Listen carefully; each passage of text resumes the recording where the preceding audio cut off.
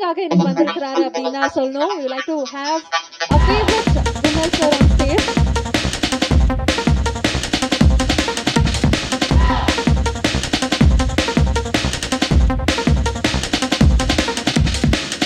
இதெல்லாம் கடந்து இன்னைக்கு எங்களுக்காக மட்டுமே வந்திருக்கக்கூடிய மரியாதைக்குரிய நாம் தமிழர் கட்சி ஒருங்கிணைப்பாளர் அண்ணன் சீமான் அவர்களை அன்போடு மேடைக்கு அழைக்கிறோம்.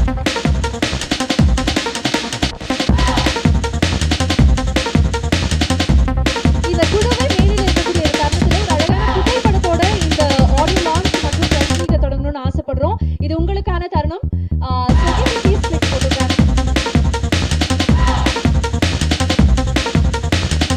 இது வீடியோஸ்க்கான தருணம். நீங்க எடுக்கலாம்.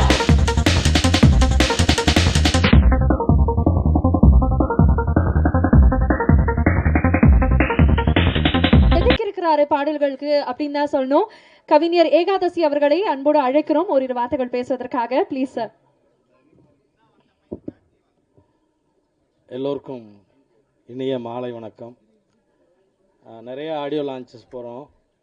ஆனால் இந்த ஆடியோ லான்ச் மாதிரி ரொம்ப நெருக்கமான ஆடியோ லான்ச் நான் அட்டன் பண்ணல. ஏன்னா அந்த மேடையில் இருக்கிற எல்லாருமே சொந்தக்காரங்க மாதிரி எல்லாருமே.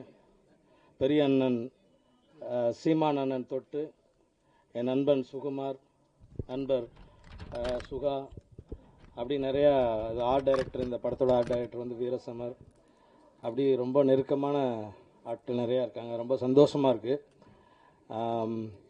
இந்த படத்தில் மொத்தம் 5 பாட்டையும் நான் எழுதியிருக்கேன். 5மே 5 ஜானரில் இருக்கும். இந்த படத்தை வந்து ரொம்ப நேர்மையோட இந்த டீம் வந்து எடுத்திருக்காங்க. அப்படிங்கிறதுக்கு உதாரணம் என்னென்னா, பொதுவாக பாடலாசிரியர்களுக்கு டியூன் வந்து வாட்ஸ்அப்பில் அனுப்புவாங்க. நான் லிரிக் எழுதி வாட்ஸ்அப்பில் அனுப்பியிருக்கேன். பாட்டு எங்கேயாவது ரெக்கார்ட் ஆகும். இப்போல்லாம் அந்த மாதிரி ஒரு கொரோனாவுக்கு பிறகு வேறு மாதிரி போயிடுச்சு. ஆனால் இவங்க இந்த படம் நல்லா வரணுங்கிற அக்கறையில் நான் ஒரு அசிஸ்டன்ட் டைரக்டர் மாதிரி ஒரு 5-6 தடவையாவது அவங்க ஆஃபீஸ் போயிருப்பேன். உட்காந்து ஒரு பாட்டுக்கான சுச்சுவேஷனை டைரக்டர் சொல்கிறாரு, கேமராமேன் சொல்கிறாரு, மியூசிக் டைரக்டர் சொல்கிறாரு. ரொம்ப அக்கறை எடுத்துக்கிட்டாங்க. அது முழுக்க என்னென்னா அந்த படம் நல்லா வந்துடணும், அதுக்கு பாட்டு ரொம்ப முக்கியம் அப்படின்னு சொல்லிட்டு மெனக்கிட்டாங்க. அதே மாதிரி ஒரு ரொம்ப வெள்ளந்தியான மனசுக்கார இயக்குனர். அவர் அப்படி நேசத்தோடு அந்த சுச்சுவேஷன் சொல்லும்போது இது ஒரு படத்தில் வேலை பார்த்த மாதிரி எனக்கு தோணவே இல்லை. அதே மாதிரி மியூசிக் டைரக்டர் சொல்லணும், அவர் இந்த குருவி சேர்த்தது மாதிரி சேர்க்குறாரு. அந்த மெட்டுக்குள்ளே வார்த்தைகளை கொண்டாடுறதுக்கு சிரிச்சுக்கிட்டே தான் அடிக்கிறது. நம்ம எழுதி கொடுத்துருவோம், நல்லாயிருக்கு சார்னு சொல்லிடுவோம். அப்படி 3 நாள் கழித்து திரும்ப கால் பண்ணி, சார் இந்த வார்த்தையை மாற்றிடலாமா பாரு, அப்புறம் அந்த வார்த்தையை மாற்றுற வார்த்தையெல்லாம் நல்லாயிருக்கும். அதனால் அது அப்படி தான் குருவி சேர்க்குறது மாதிரியே அந்த வார்த்தைகளை சேர்த்து அது ஒன்றும் இல்லை, இசை சொற்களை அடுக்கிறது தான். நம்ம ஒரு மெட்டுக்கு ஒரு வருஷன் எழுதுகிறோம். பாடலாசிரியருக்கு ஒரு லெவல் வரைக்கும் தெரியும். அதுக்கப்புறம் மியூசிக் டைரக்டர் அடுத்த இடத்துக்கு கொண்டு போவார்.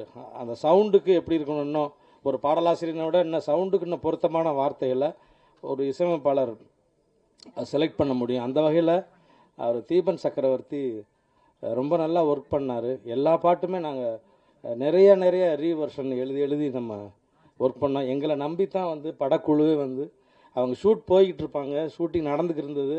நாங்கள் இங்கே சென்னையில் பாட்டை எழுதி அது பதிவுக்கான வேலையை பார்த்துட்டு இருந்தோம். எங்களை நம்பினாங்க. எங்களுக்கு கிடைச்ச சுதந்திரம்.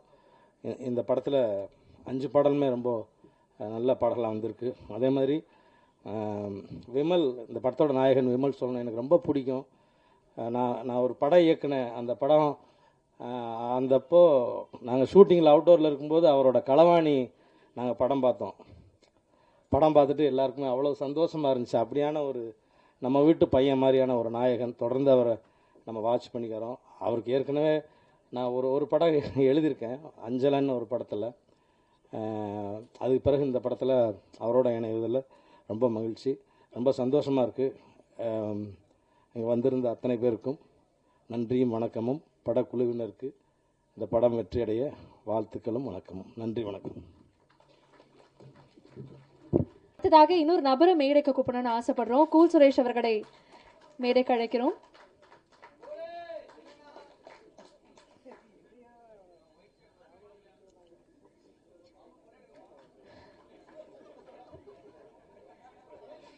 Thank you so much. நன்றி. ஒரு படம் வந்து தியேட்டர்ல பார்க்கும்போது விஷுவலி என்டர்டெய்னிங்காக இருக்கும்போது அந்த மக்களை இன்னும் ஈர்க்கும் அப்படின்னு சொல்லுவாங்க. அந்த மாதிரி இந்த படத்தை கொண்டு போய் சேர்க்கறதுல டிஓபிக்கு ஒரு பெரிய பங்கு இருக்கு அப்படின்னே சொல்லலாம். ட்ரெய்லர் பார்க்கும்போது நீங்க அதை கண்டிப்பாக கணிச்சிருப்பீங்க. இந்த படத்தினுடைய டிஓபி எம் சுகுமார் அவர்களை பேச அழைக்கிறோம். Please sir. எல்லாருக்கும் வணக்கம். எங்கள் இயக்குனருக்கு என்ன ஒரு கேமராமேன் வந்து புதுசாக ஒரு விஷயமா பண்ணியிருக்காரு, நடிக்க வாய்ப்பு கொடுத்துருக்காரு. அதுக்கு ரொம்ப முக்கியமான டைரக்டர் சாருக்கு ரொம்ப நன்றி சொல்லிக்கிறேன். அண்ணன் சீமா அண்ணன் வந்த ஃபங்க்ஷன் வந்ததுக்கு ரொம்ப நன்றிண்ணே. எல்லாத்துக்கும் நன்றி, வணக்கம்.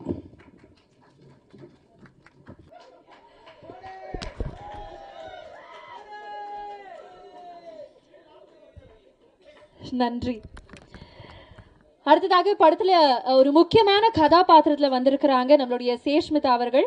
இந்த படம் அதுல இருக்கக்கூடிய அனுபவம் அதை நீங்க பேசி கேட்கணும்னு நாங்க ஆசைப்படுறோம். Please, over to you.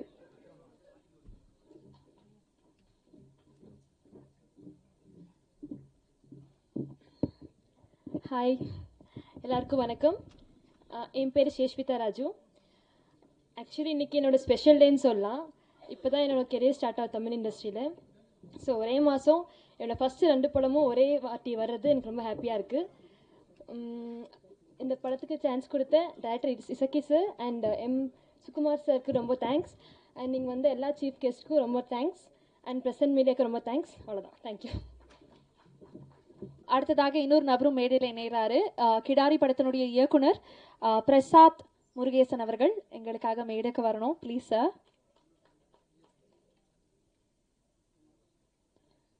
எங்க இருந்தாலும் நீங்க கண்டிப்பாக மேடையில் இணையணும்னு நாங்கள் ஆசைப்படுறோம். ப்ளீஸ்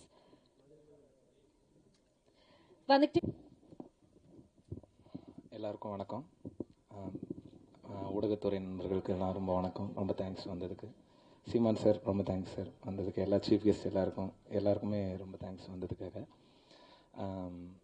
எனக்கு சொல்லப்போனால் எல்லாருமே என்னுடைய திரைத்துறையில் பார்க்கும்போது எல்லாருமே என்னோட சீனியர்ஸ் தான். லைக் ஏகாதசி சார் ஆகட்டும், சுகுமார் சார் ஆகட்டும், தேவன் சார் ஆகட்டும், சீமான் சார் ஆகட்டும், விமல் சார், எல்லாருமே என்னோட சீனியர்ஸ் தான். ஸோ அவங்ககிட்ட நான் நிறைய லேர்ன் பண்ணேன். இந்த ப்ராஜெக்ட் வந்து எனக்கு கிடைச்சதே பார்த்தீங்கன்னா இந்த சேம் பிரசாத் லேபில் தான். இதுக்கு முன்னாடி என்னுடைய படம் வீராய் மக்கள்னு ஒரு படம் ரிலீஸ் ஆனிச்சு. ஸோ அந்த படத்தோட ப்ரிவ்யூ பார்த்தாரு டைரக்டர் சார். அப்படியே பார்த்துட்டு என்னை வெளியில் கூப்பிட்டாங்க. நான் போய் பேசிட்ட உடனே எனக்கு ரொம்ப பிடிச்சிருந்துச்சி உங்கள் ஒர்க்கு, இந்த படம் நீங்கள் பண்ணுங்கன்னு சொல்லிட்டு இதே வாசலில் தான் என்னை கமிட் பண்ணார். அந்த சேம் டேவே எனக்கு அட்வான்ஸ் போட்டு நீங்கள் படம் பண்ணுங்க அப்படின்னு சொல்லிட்டு சொன்னாங்க. ரொம்ப தேங்க்ஸ் சார், எஸ்கி சார், இந்த வாய்ப்பு எனக்கு கொடுத்ததுக்காக. அப்புறம் படத்தில் வந்து மொத்தம் 5 பாட்டு இருக்குது. 5 பாட்டுமே கொஞ்சம் வெரைட்டியாக டிஃப்ரெண்ட்டாக வந்திருக்கு. ஸோ அது ஏகாதசி சார் சொன்ன மாதிரி நானும் ஏகாதசி சாரும் இங்கே ஒர்க் பண்ணோம். அவங்க ஷூட்டிங் ஸ்பாட்டில் இருந்தாங்க. பட் ஆஃபீஸ் போகும்போதெல்லாம் ஒரு வாட்டி சுகுமார் சார் எனக்கு நிறைய இன்புட்ஸ் தருவாங்க. அவங்களோட எக்ஸ்பீரியன்ஸ்லேருந்து என்னென்ன விஷயங்கள் அவங்க பார்க்குறாங்க, என்ன எதிர்பார்க்குறாங்கன்றது. எஸ்கி சார் சொல்லணுன்னாக்கா அவருக்கு என்ன வேணுன்றது அவருக்கு ரொம்ப க்ளீனாகவும் தெளிவாகவும் தெரியும். ஸோ நான் வேறு எதாவது டியூன் ஒன்று கொடுத்தா கூட இல்லைங்க அது வேறு ஒன்று வேணுன்ற மாதிரி அவர் ரொம்ப க்ளீனாக சொல்லி வாங்குவார். ஸோ ரொம்ப நம்மளை சொல்லப்போனாக்கா குழப்பாமல் ரொம்ப தெளிவாக என்ன வேணுன்றது கேட்டு வாங்குவாங்க. அண்டு இந்த படத்தில் எல்லாருமே ரொம்ப ஹார்ட் ஒர்க் பண்ணியிருக்கோம். டெக்னீஷியன்ஸு, ஆக்டர்ஸ் எல்லாமே ரொம்ப நல்லா பர்ஃபார்ம் பண்ணியிருக்காங்க. ரொம்ப தேங்க்ஸ். என்னுடைய அம்மாவுக்கு ரொம்ப தேங்க்ஃபுல்லாக இருக்க விரும்புகிறேன் இந்த ஸ்டேஜில். எனக்கு ஒர்க் பண்ணி கொடுத்த என்னுடைய singers, technicians and mix engineers, mix பண்ண அதர்ஸ், என்னுடைய கோஆர்டினேட்டர் டேவிட் சார், எல்லாருக்குமே ரொம்ப தேங்க்ஃபுல்லாக இருக்க விரும்புகிறேன். அண்ட் படம் ஜூன் 6 ரிலீஸ் ஆகுது. எல்லோரும் தியேட்டருக்கு வந்து கண்டிப்பாக பார்த்து என்ஜாய் பண்ணணும். பாட்டு எல்லாமே ட்ரெண்ட் மியூசிக்கில் ரிலீஸ் ஆகிருக்கு. ஸோ கண்டிப்பாக எல்லோரும் கேட்கணும்னு நினைக்கிறேன். Thank you so much. Thank you sir. Thank you. வணக்கம். Very very warm welcome to you. அடுத்ததாக இன்னொரு நபரை பேச அழைக்க போகிறோம். ஒவ்வொரு முறை இவருடைய படைப்பை பார்க்கும்போது நிறைய எழுத்தாளர் சுகா அவர்களை பேச அழைக்கிறோம். Please sir.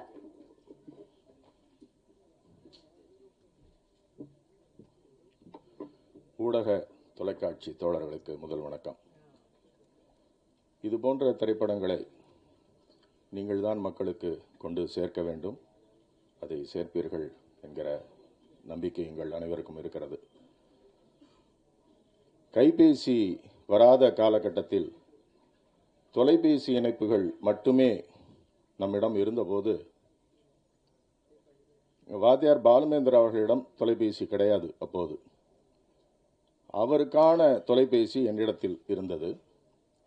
எங்கள் நட்பு வட்டத்தில் இன்னொரு நண்பருக்கு தொலைபேசி இருந்தது. அந்த நண்பரின் பெயர் சீமா. எங்கள் இருவருக்குமான தொலைபேசி அழைப்பின் போது அப்போ காலர் ஐடி ஃபெசிலிட்டியும் கிடையாது.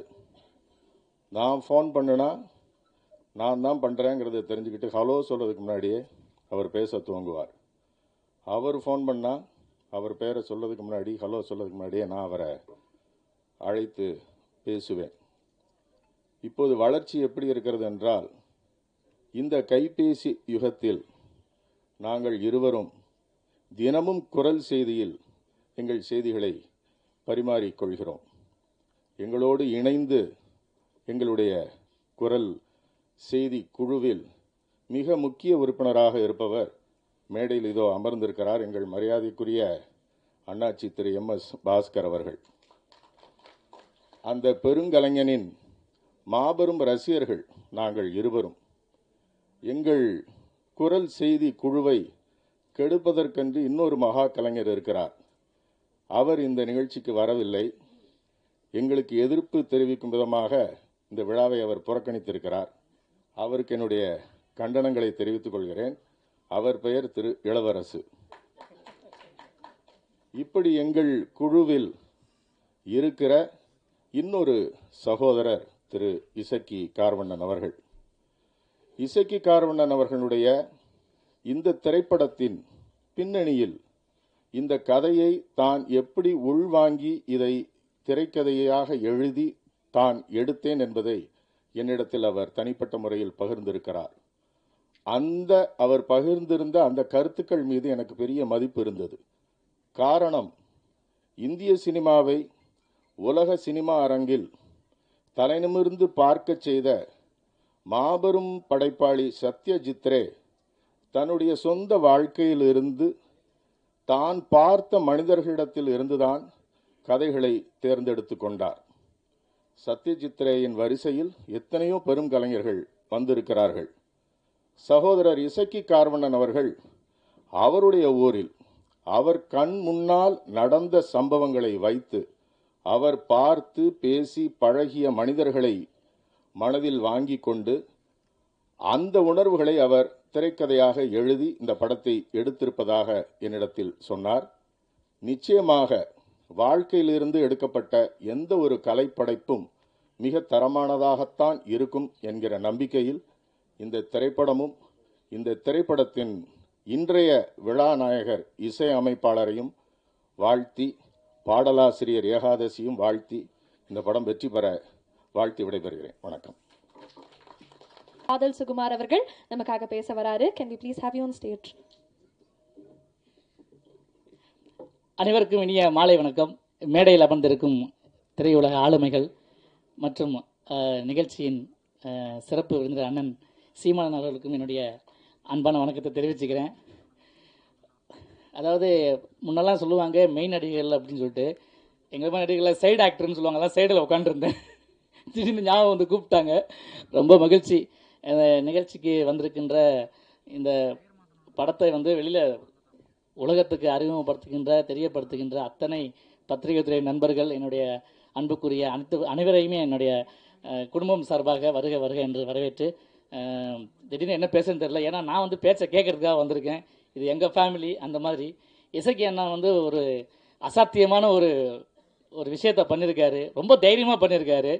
நிறைய சம்பவங்கள் படம் வெளியே வந்தால் நிறைய விஷயங்கள் பேசப்படும். அது என்னென்னு ட்ரைலர் பார்க்கும்போது உங்களுக்கு தெரிஞ்சிருக்கும். அது மட்டும் இல்லை, நாங்கள் இந்த படத்தில் நான் வந்து ஒரு போலீஸ் கேரக்டராக பண்ணியிருக்கேன். ஒரு துப்பறிகிற விஷயத்தில் ரொம்ப டிஃப்ரெண்ட்டாக இருக்கும். அது ரொம்ப என்ன சொன்னோன்னா, ரொம்ப நாள் கழித்து ஒரு கமலஹாசன் சாரோடைய அன்புக்குரிய ஒரு அண்ணன் நம்ம MS பாஸ்கரனோட சேர்ந்து நடிக்கும் போதெல்லாம் ஒரு ஃபாதர் கேரக்டரில் ரொம்ப கலக்கியிருக்காரு. ஒவ்வொரு வசனமும் ரொம்ப அனுபவபூர்வமான ரொம்ப அசாத்தியமான நல்ல டயலாக்லாம் இருக்குது இந்த படத்தில். நிறைய கட்டு கொடுத்து வந்திருக்குது. நிறைய கட்டு சென்சாருக்கு பிறகு தான் இந்த படம் வந்திருக்குது.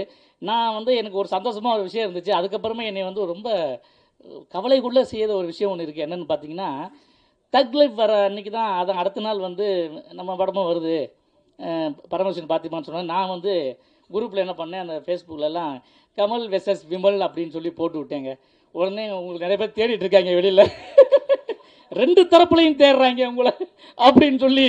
ஐயோ, நம்ம வேற மானசீக குருவாச்ச கமல் சார், என்ன அது பேசிக்கிருக்க அப்படின்ட்டு நிறைய அந்த போஸ்டரை போட்டுட்டு எடுக்கலாமா வேண்டாமான்னு 2 நாளெல்லாம் யோசிச்சேன். சரி இருக்கட்டுன்னு விட்டுட்டேன். குரூப்லையும் பார்த்துட்டு நிறைய பேர் கேட்டுட்டு இருந்தாங்க. ஸோ படம் வந்ததுக்கு பிறகும் பேச வைக்கக்கூடிய நிறைய விஷயங்கள் இந்த படத்தில் இருக்குது. அதை பற்றி நிறைய பேர் இங்கே பேசுவாங்க. என்னை மேடையில் அழைத்து என்னை வந்து கௌரவப்படுத்திய என்னோடய குடும்பத்துக்கு நன்றி சொல்லியிருக்கேன், இசைக்கு கார்வன் சாருடைய. இன்னொரு விஷயம் என்னென்னா, ஒரு ரொம்ப நாள் கழித்து என்னுடைய டிஓபி சார் சுகுமார் சார், சுகுமாரும் இந்த படத்தில் நடிச்சிருக்கேன் சேர்ந்து. அது ரொம்ப சந்தோஷமாக இருந்துச்சு. அதனால் வந்து உண்மையிலேயே அவர் வந்து வெறும் சினிமாட்டோகிராஃபர்னு நினைக்காம நடிப்புலையும் அவர் பட்டையை கலப்பிருக்கார் இந்த படத்துலன்னு சொல்லணும். என்னோட சேர்ந்து நடிச்சிருக்க என்னுடைய நண்பர் ஆறுபாலா அவர்களும் இதில் ரொம்ப ரொம்ப நல்லா பண்ணியிருக்காங்க. அதாவது வாய்ப்பு கொடுக்கும்போது தான் அவங்களுடைய இன்னொரு பரிமாணமும் தெரியும். அப்படிப்பட்ட நிறைய விஷயங்களை ரொம்ப தைரியமாக பண்ணியிருக்காரு. நிறைய நடிகர்களுக்கு வாய்ப்பு கொடுத்து நம்ம இசை காரணவர்களுக்கு படக்குழு சார்பாக அவங்களுக்கு நன்றியையும் வந்திருக்கு உங்களுக்கு நன்றியை தெரிவிச்சுக்கிட்டு தேங்க்யூ ஸோ மச். நன்றி, வணக்கம். நன்றி. நம்ம பார்க்கக்கூடிய ஆதிரா அவர்கள் எங்களுக்காக பேச வரணும். இந்த படத்தை பற்றியும் உங்களுடைய கதாபாத்திரத்தை பற்றியும் தெரிஞ்சுக்கணும்னு ஆசைப்படுறோம். Please ma'am.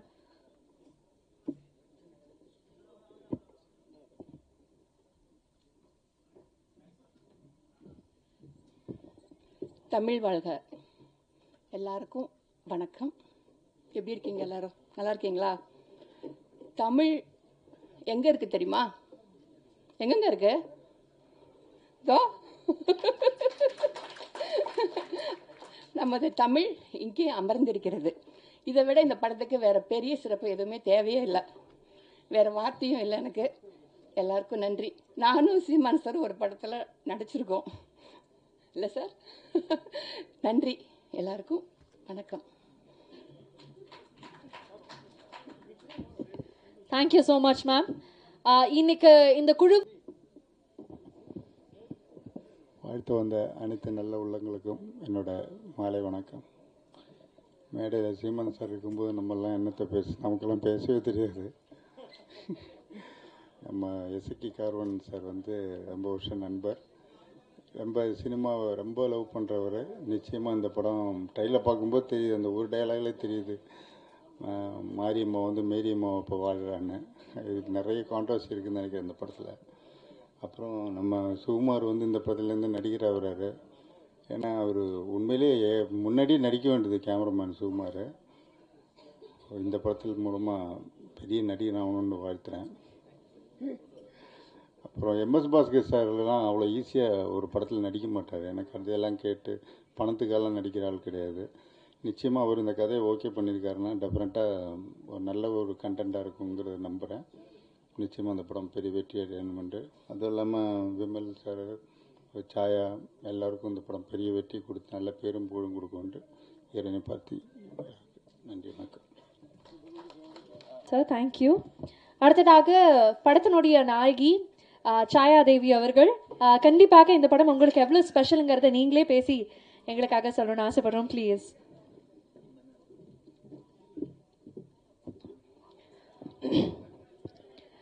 இயற்கைக்கும் இறைவனுக்கும் முதல் வணக்கம். ஜூன் 6 பரமசிவன் ஃபாத்திமா. ரொம்ப சந்தோஷமாக இருக்குது. ஏன்னா கமல் சார் கூட வருது இந்த படம். அது நினைக்கும் போது கொஞ்சம் பயமாகவும் இருக்குது. எனிவே ரொம்பவே சந்தோஷம். அண்ட் இந்த மேடைக்கு ரொம்ப நன்றி. இந்த மேடையில் நான் நிற்கிறதுக்கு முதல் காரணம் என் அம்மாவுக்கு முதல் நன்றி. அண்ட் இந்த படத்தில் ஒர்க் பண்ண எல்லாருக்குமே ரொம்ப பெரிய நன்றி. கார்வனன் சாராக இருக்கட்டும், விமல் சார் கூட என்னோட 2வது படம் இது. Thank you so much. அண்ட் வேறு யாராவது மியூசிக் டைரக்டர், சாரி நான் இவரை பார்த்ததே இல்லை. நாங்கள் வந்து நார்மலாக தான் டெக்ஸ்ட் பண்ணிகிட்டு இருந்தோம். சாங் பயங்கரமாக வந்திருக்கு. இன்றைக்கி இந்த இடத்துல நாயகன் அவர் தான். ஸோ அவருக்கு ஒரு முதல் நன்றி. அண்ட் இந்த படத்தில் ஒர்க் பண்ண டெக்னீஷியன்ஸ் எல்லாத்துக்குமே ரொம்ப நன்றி. சஷ்விதா அண்ட் விஆர்னு சொல்லி பழகிடுச்சு, பட் விமல் ராஜ். வந்திருக்க எல்லாருக்கும் நன்றி. Thank you so much. கொடுத்துருக்கீங்க. Please tell us about the experience. வாங்க.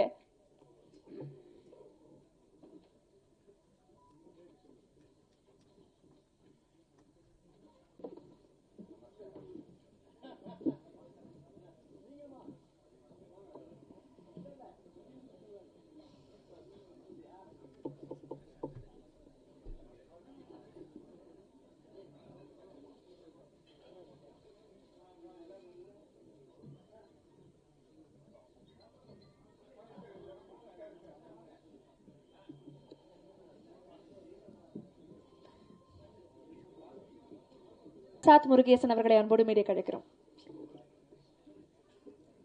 அனைவருக்கும் வணக்கம். இசக்கி கார்வனன் சார் அவரோட ரொம்ப ஒரு 2-3 ஆண்டுகளாக அவரை பார்த்துட்ருக்கேன். சினிமா மேலே ரொம்ப பேஷன் உள்ள ரொம்ப ஒரு பேஷனேட்டான ப்ரொடியூசர் கம் டைரக்டர். அவரோட டைரக்டோரியலில் முதல்ல வர்ற படம். இந்த படம் மிகப்பெரிய வெற்றி அடையணும்னு வேண்டிக்கிறேன். மேலும் மேடையில் இருக்கிற அத்தனை பேருமே நம்மளோட சீனியர்ஸ் அண்ணன்கள் எல்லாருமே இருக்காங்க. சீமான் அண்ணனுக்கும் நன்றியை தெரிவிச்சுக்கிறேன். எல்லா புது படம் வெளியே வரும்போதோ எந்த இது வரும்போதோ அவங்களோட அரசியல் இவ்வளவு இதுக்கு இடையிலையும் அந்த படங்களை பார்க்குறதுக்கு ஒரு டைம் கொடுத்து அந்த குறிப்பிட்ட ஃபிலிம் மேக்கர்ஸ்க்கு இல்லை அவங்களுக்கு ஏதோ ஒரு வகையில் வாழ்த்து சொல்கிறது அப்படிங்கிறது ரொம்ப சாதாரண வேலை இல்லை. அதை எப்போவுமே சீமான் அண்ணன் செஞ்சிட்ருக்காங்க. கடைசியாக என்னோடய மத்தகம் பார்த்துட்டு அண்ணன் பேசின அந்த வார்த்தைகள் எனக்கு ரொம்ப ரொம்ப உற்சாகமாக இருந்தது. இப்படி ஒரு இதுக்குள்ளே இருந்துட்டு அரசியல்லையும் இவ்வளோ ஆக்டிவாக இருக்கும்போது டைம் கிடச்சி அடுத்த இண்டஸ்ட்ரியும் கவனிச்சுட்டே இருக்கிற இந்த ஒரு இது எங்களை போன்ற அடுத்து வரக்கூடியவங்களுக்கு பெரிய ஒரு உந்து சக்தியாக இருக்குதுன்னு நினைக்கிறேன். ரொம்ப நன்றி அண்ணன்.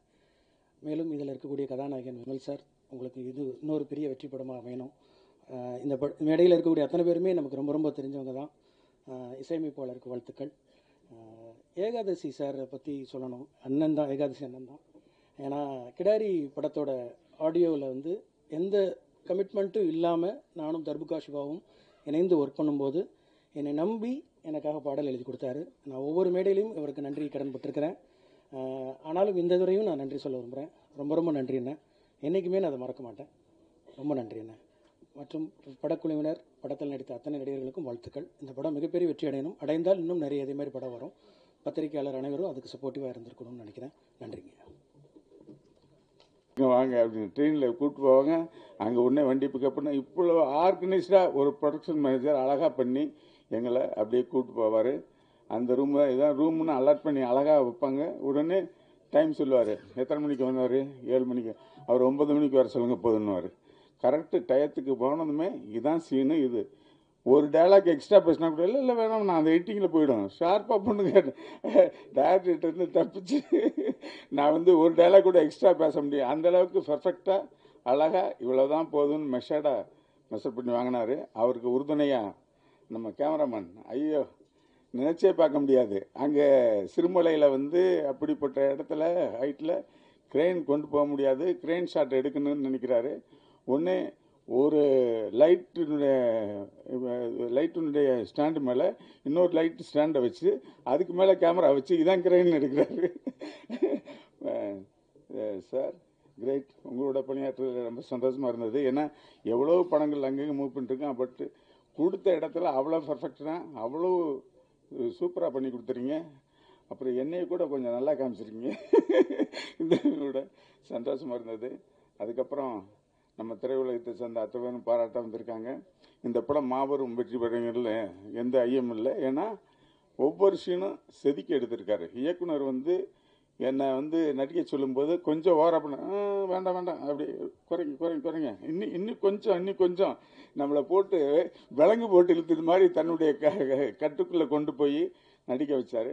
அதே மாதிரி எல்லா கேரக்டரையும் அதே மாதிரி அண்ணன் பாஸ்கர் அண்ணன் எனக்கு அப்படி ஒவ்வொரு டைமில் என்கரேஜ் பண்ணி அது பண்ணுங்கண்ணே இது பண்ணுங்கண்ணே நம்ம ரூம் பக்கத்துலேயே இருந்துட்டு இதை சாப்பிடுங்கண்ணேன்னு சொல்லி உண்மையிலே ஒரு குடும்பமாக அங்கே ட்ராவல் பண்ணோம். ரொம்ப சந்தோஷமாக இருந்தது. அந்த குடும்ப ட்ராவலில் இன்றைக்கி இசை லெவலில் கலந்ததுக்காக ஷூட்டிங்லேருந்து அவசரமாக ஓடி லேட்டாக வந்ததுக்கு முதல்ல மன்னிப்பு கேட்டுக்கிறேன். அதை தாண்டி இந்த படம் நிச்சயமாக மிகப்பெரிய வெற்றி அடையும். ஏன்னா அவனுடைய கண்டென்ட் அப்படிப்பட்ட ஒரு அற்புதமான கண்டென்ட் எடுத்து சிறப்பாக செஞ்சுருக்காரு. இல்லை விமல் சாருடைய போர்ஷன் எக்ஸ்ட்ரானரியாக வந்திருக்கு. அதில் தெரியும். உண்மையிலே நான் படம் பார்க்காம மனசில் படத்தை ஓட்டி பார்த்துட்டு இந்த படம் மிகப்பெரிய வெற்றி அடையும். சுகுமார் அவர்களுக்கு மீண்டும் ஒரு நன்றி சொல்லி, ஏன்னா அந்த மாதிரி ஒரு மூமெண்ட்டு கொடுப்பாரு. இது போதும்ண்ணா ஹேண்ட்ஹோல்டு ஷாட்டை ஃபுல்லாக மேக்ஸிமம் ஒரு ஃபுல் சீனை கூட ஹேண்ட்ஹோல்டு ஷாட்லேயே போட்டு முடிச்சுட்டு போயிடாரு. க்ளோஸ் எல்லாமே ஓய்டு வந்துடும். அதிலே கிரைன் போயிடும், எல்லாம் போயிடும். அப்படியே அற்புதமாக பண்ணார். சிறப்பாக இருந்தது. சிறப்பாக எல்லாரும் அவங்கவுங்க வேலைகளை சிறப்பாக செஞ்சுருக்காங்க. பர்டிகுலர் இந்த ப்ரொடக்ஷன் மேனேஜரை பாராட்டின ஒரு மிகப்பெரிய விஷயம். வரையும் ஆர்கனைஸ் பண்ணி இந்த லொக்கேஷன் இது இந்த நேரத்தில் இது அப்படின்னு அழகாக பண்ணி கொண்டு போய் நிப்பாட்டினார். இந்த படம் அத்தனை பேர் உழைப்பு சிறப்பாக இருந்திருக்கு. இல்லை நானும் ஒரு சின்ன துரும்பா உள்ள கூட இருக்குங்கிறது சந்தோஷமாக இருக்குது. ஷூட்டிங்கில் இருந்தனால காலதாமமாக வந்துட்டேன். நிச்சயமாக இந்த படத்தினுடைய வெற்றி விழாவில் சந்திப்பேன். நன்றி, வணக்கம். Thank you so much sir. அடுத்ததாக விமலன் அந்த வச்சு கொடுத்ததும் சரி இதான் நமக்கான சான்ஸு அப்படின்னு வச்சுக்கிட்டேன். அதே மாதிரி நான் வந்து ரொம்ப இயர்ஸ் முன்னாடி சைல்டு ஆர்டிஸ்ட்டாக என்ட்ரி ஆனேன். அப்போ வந்து எம்எஸ் பாஸ்கர் சாருக்கு பையனாக ஒரு கேரக்டரில் பண்ணி தான் ஸ்டார்ட் பண்ணேன். சரி அப்போத்துலேருந்து இந்த விமல்ன்ற பேரை அப்படியே பிடிச்சிக்கலாம் அப்படின்னு நினச்சேன். அப்புறம் அண்ணன் வந்ததுனால இப்போ வந்து விஆர்னு வந்துட்டேன். அப்புறம் இந்த படத்தை பற்றி சொல்லணும்னா இந்த படத்தில் வந்து நான் சலீம்னு ஒரு கேரக்டர் பண்ணியிருக்கேன். பரமசிவன், ஃபாத்திமா, ஹிந்து, கிறிஸ்டின் இவங்க மத்தியில் சலீம்னு ஒரு முஸ்லீம் கேரக்டர் பண்ணியிருக்கேன். நிறையா கண்டென்ட் இருக்குது, நிறையா செமையாக இருக்கும். நான் முஸ்லீமு, என்னோடய பேர் வந்து ஜெனிஃபர்னு, அவங்க வந்து கிறிஸ்டினு. அது மாதிரி எங்கள் 2 பேர் பேர் வந்து வேறு வேறு மதம். அதே மாதிரி ஹீரோயினும் வேறு வேறு. அது மாதிரி நிறையா கண்டென்ட் இருக்குது. ஒரு மாதிரி பார்க்கும் போது உங்களுக்கு நல்ல கண்டிப்பாக என்டர்டெயின்மெண்ட்டாக இருக்கும். அப்புறமா இங்கே வந்து நான் கண்டிப்பாக சினிமாட்டோகிராஃபர் சார் சுகுமார் சாருக்கு வந்து ஒரு பெரிய தேங்க்ஸ் சொல்லிக்கிறேன். அவர் தான் போன படம் பார்த்துட்டு இந்த படத்தில் நம்ம பண்ண சொல்லி கூப்பிட்டாரு. அப்புறம் சைல்டு ஆர்டிஸ்ட்டாக இருக்கும் போதுலேருந்தே எனக்கு சப்போர்ட் பண்ணிட்டுருக்க நம்ம அசோசியேட் டைரக்டர் அண்ணன் தளபதி அண்ணன், அவர் எங்கே இருக்காருன்னு தெரில, அவருக்கு ஒரு தேங்க்ஸ். அப்புறமா ரொம்ப ஃப்ரெண்ட்லியாக ஒர்க் பண்ண நம்ம விமல் சார், ஹீரோயின் சாயாதேவி, அப்புறம் என்னோடய பேர் சேஷ்விதா, இவங்க எல்லாருக்கும் ஒரு தேங்க்ஸ். அப்புறம் டேரக்டர் சாருக்கும் ரொம்ப தேங்க்ஸ். சீஃப் கெஸ்ட்டாக வந்திருக்கவருக்கு ரொம்ப முக்கியமான ஒரு தேங்க்ஸ். தேங்க்யூ. அப்புறம் இந்த அசிஸ்டன்ட் டேரக்டர் பசங்களை பற்றி சொல்லியே ஆகணும் இந்த இடத்துல. வேறு யாருமே அவங்கள பற்றி சொல்ல மாட்டாங்க, அதனால் நான் கண்டிப்பாக சொல்லிடுறேன். ரொம்ப பயங்கரமாக ஒர்க் பண்ணாங்க. அடுத்தது எல்லாரும் அடுத்த ஒரு 2 வருஷத்தில் எப்படி ஏதாவது ஒரு படம் பண்ணிடுவாங்க. தேங்க்யூ.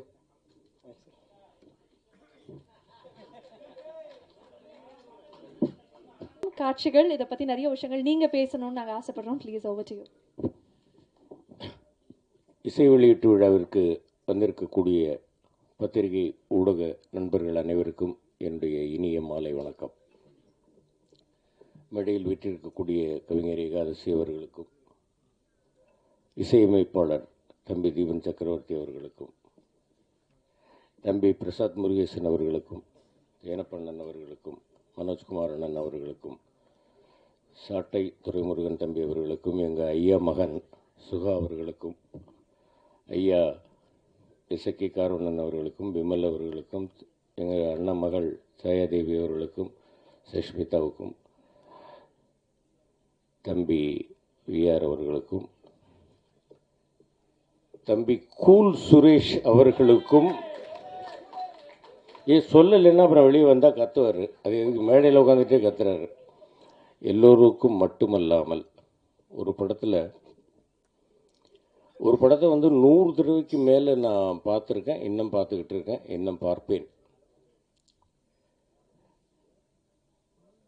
அந்த வசனங்கள் மூலமாக அந்த சீற்றத்தை பார்க்க முடிந்தது. இன்று நேரடியாக ஸ்டேஜில் பல ஸ்டேஜுகளில் அவருடைய சீற்றத்தை கேட்க முடிகிறது. என்னுடைய அன்பு பங்காளி, நாம் தமிழர் தலைமை ஒருங்கிணைப்பாளர், என்னுடைய பங்காளி, அன்பு பங்காளி சீமான் அவர்களுக்கு என்னுடைய உளம் கனிந்த இனிய வணக்கங்கள், வாழ்த்துக்கள். இந்த படத்துக்கு கூப்பிட்டதே ஒரு விசித்திரமாக கூப்பிட்டாப்பில்ல அண்ணாச்சி. இதில் ஒரு ஃபாதர் கேரக்டருக்கு நீங்கள் நடிக்கணும். ஐயா நீங்கள் முதல்ல யாருன்றதை சொல்லுங்கள், அதுக்கு அப்புறமா நான் இல்லை நீங்கள் திருநெல்வேலி பாஷையில் நல்லா பேசுவில்ல, நல்லா பேசுவேன், ரைட்டு, யாருன்னே சொல்ல மாட்டேங்கிறீங்க, ஃபாதர் கேரக்டர்ன்றீங்க, என்ன ஏது, நான் எசக்கி கார்வணன் பேசுகிறேன் அப்படின்னாரு. அதுக்கப்புறமா தம்பி சுகா அவர்கள் சொன்னார், நமக்கு ரொம்ப வேண்டியவங்க அண்ணாச்சி பண்ணுங்க அப்படின்னாங்க. அதுக்கப்புறமா நான் ஆஃபீஸுக்கு போய் பார்த்தேன், கேரக்டர் சொன்னாங்க. ஒரு ஃபாதராக இருந்தாலும் கொஞ்சம் புரட்சிகரமாக பேசக்கூடிய ஒரு கேரக்டர். இதில் அவர் மனோஜ்குமார் என்ன சொன்னார், வேண்டாம் வேண்டாம் அதெல்லாம் பேசாதீங்க, எடிட்டிங்கில் வெட்டிடுவேன்னார். எடிட்டிங்கில் வெட்ட மாட்டேன், நீங்கள் பேசுங்கன்னு சொல்லி அவர் பேச வச்சு அது சென்சாரில் வெட்டி விட்டாங்க. 2 நல்ல கேரக்டர், 2 நல்ல டைலாக்கு, அருமையான டைலாக்கு, 2 டைலாக்கு. அது வேண்டாம், இங்கே சொல்கிறது அவ்வளோ நல்லா இருக்காது. அந்த மாதிரி ஒரு நல்ல கேரக்டர். இதில் என்ன ஒரு பெரிய விசேஷம் அப்படின்னு கேட்டிங்கன்னாக்க, மனோஜ்குமார் என்ன சொன்ன மாதிரி வந்து சிறுமலையில் வந்து எங்கள் ஷூட்டிங் குரூப் மட்டும் இல்லாமல் அந்த ஊரே வந்து ஒரு ரிலேஷன் மாதிரி நல்ல ஒரு அருமையான ஒரு கிளைமேட்டு, நல்ல வந்து ஒரு ஷூட்டிங்கில் வந்து அருமையான சீன்ஸு, கொஞ்சம் கூட அலுப்பு தெரியாத அளவிற்கு ஒரு அற்புதமான ஒரு ஷூட்டிங் விஷயம் ரொம்ப நல்லா இருந்தது. இது எல்லாத்தையோட பெரிய சந்தோஷம் என்னன்னு கேட்டிங்கன்னாக்க, இந்த படத்தில் நான் ஃபாதராக நடிச்சிட்டு வந்தேன். அக்டோபர் 31 அன்னைக்கு கிராண்ட் ஃபாதர் ஆகிட்டேன். என்னுடைய மகளுக்கு ஒரு மகள் பிறந்து என்னை தாத்தாவாக்கிட்டாங்க. ரொம்ப சந்தோஷமாக இருக்கேன். இந்த படம் தாத்தாவாயிட்டேங்கிறதுக்கு இவ்வளோ கேட்டுல. ஆமாம் ஆமாம், நிச்சயமா தாத்தாவானதுலேயே மகிழ்ச்சி தான், நிச்சயமா. அவ்வளோ ஒரு சந்தோஷம் நிச்சயமாக இந்த படத்தில். அதுலேயும் இல்லாமல் இந்த ஃபங்க்ஷனுக்கு தம்பி சாட்டை அவர்களும் தம்பி சுகா அவர்களும் என்னுடைய பங்காளி செந்தமிழர் சீமான் அவர்களும் வந்திருப்பது மிகப்பெரிய மகிழ்ச்சி. இந்த படத்திற்கு மிகப்பெரிய ஒரு சப்போர்ட்டும் ஆசீர்வாதமும் உங்களிடமிருந்து கிடைக்கும் அப்படின்னு நான் நம்புகிறேன். இந்த படத்தை மிகப்பெரிய வெற்றி படமாக்கணும் அப்படின்னு எல்லாமல்ல இறைவனையும் தமிழ் ரசிக பெருமக்களையும் உங்களையும் நான் வேண்டி கேட்டுக்கொள்கிறேன். இந்த படத்தில் வந்து பரமசிவன் பாத்திமா அப்படின்றது டைட்டில் வந்து இரு மதங்கள் அப்படிங்கிறது இல்லாமல் தமிழர் நாம் தமிழர் அப்படின்னு சொல்லாமல் சொல்லியிருக்கிறார் இயக்குனர் அவர்கள். நிச்சயமாக இந்த படம் மிகப்பெரிய வெற்றியை பெற வேண்டும் என்று வேண்டிக் கொள்கிறேன். நன்றி, வணக்கம்.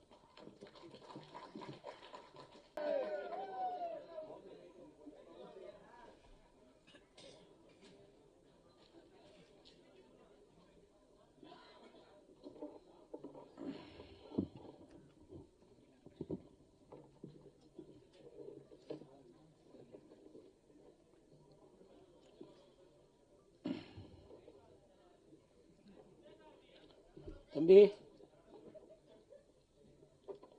யாருக்கு மேடை தெரியும்ல, இது அவர் குரல் மட்டும்தான் கேட்கணும். ஓகே, மேடையில் அமர்ந்திருக்கும் அனைவருக்கும் வணக்கம். பத்திரிகை நண்பர்கள், ஊடக நண்பர்கள், இணையதள நண்பர்கள், பிஆர்ஓ நிக்கில் முருகன், மேனேஜர் முருகேசன். முருகேசா, நீ என் மகனா? நீ எங்கே இருக்கிறாய்? அனைவருக்கும் வணக்கம். மேடையில் பேசி கைத்தட்டல் வாங்கும் அளவிற்கு நான் செந்தமிழன் சீமான் இல்லை. தயவு செய்து நீங்களே ஒரு தடவை கை தட்டிடுங்கப்பா. இந்த கைத்தட்டல்கள் அனைத்தும் பரமசிவன் பாத்திமா அந்த குழுவிற்கு தான் போய் சேரும்.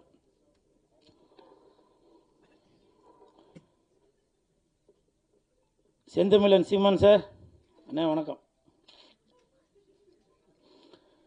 பரமசிவன் கழுத்தில் இருக்கும் பாம்பு கேட்டது சீமான் சௌக்கியமா? இருக்கும் இடத்தில் இருந்து கொண்டால் எல்லாம் சௌக்கியமே இசக்கி சொன்னது. அதில் இல்ல, இதில் அர்த்தம் உள்ளது. இயக்குனர் திரு இசக்கி கார்வண்ணன் அவர்களிடம் நான் கேட்டேன், சார் நம்ம படத்திற்கு இசை வெளியீட்டு விழாவுக்கு யார் சிறப்பு விருந்தினராக வருது அப்படின்னு. அப்போது இயக்குனர் சொன்னாங்க, 2 சிறப்பு விருந்தினர் வராங்க, ஒன்று சீமான், இன்னொன்று கூல் சுரேஷ் அப்படின்னு சொன்னாங்க. அந்த இடத்துல ஒரு திருத்தம். என்ன திருத்தம்னா, சிறப்பு விருந்தினர் என்றால் அது சீமான், சிரிப்பு விருந்தினர் என்றால் அது கூல் சுரேஷ். அதற்கு ஒரு காரணம் இருக்கு. என்ன காரணம்னா, சீமான் என்றால் எழுச்சி, கூல் சுரேஷ் என்றால் குளிர்ச்சி, நாம் தமிழருக்கு உண்டு வளர்ச்சி.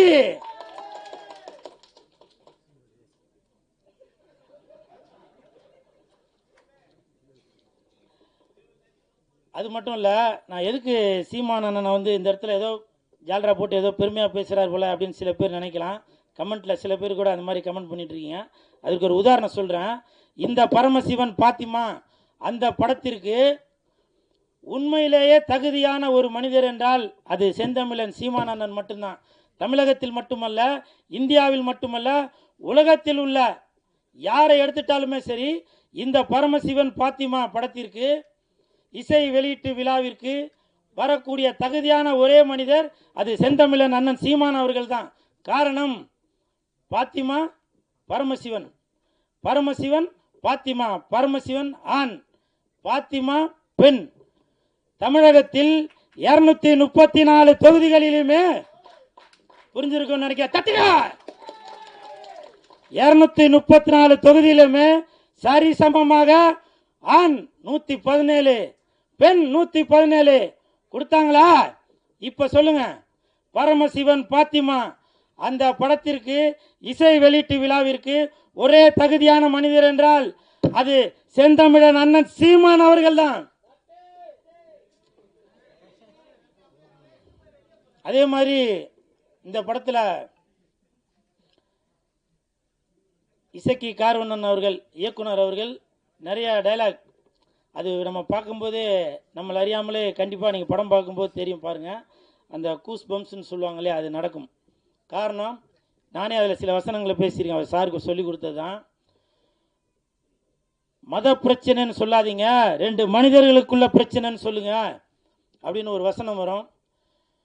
ஜாதி பிரச்சனைன்னு சொல்லாதீங்க, இது ஜனங்களுக்குள்ள பிரச்சனைன்னு சொல்லுங்க அப்படின்னு சொல்லி அந்த படத்தில் வசனங்கள் வரும். அப்படி இன்று மக்களுடைய மனநிலையை புரிந்து கொண்டு அந்த படத்தை இயக்கி வசனமும் எழுதி தயாரித்து இருக்கிறாரு இயக்குனர் இசக்கி கார்வண்ணன் அவர்கள்.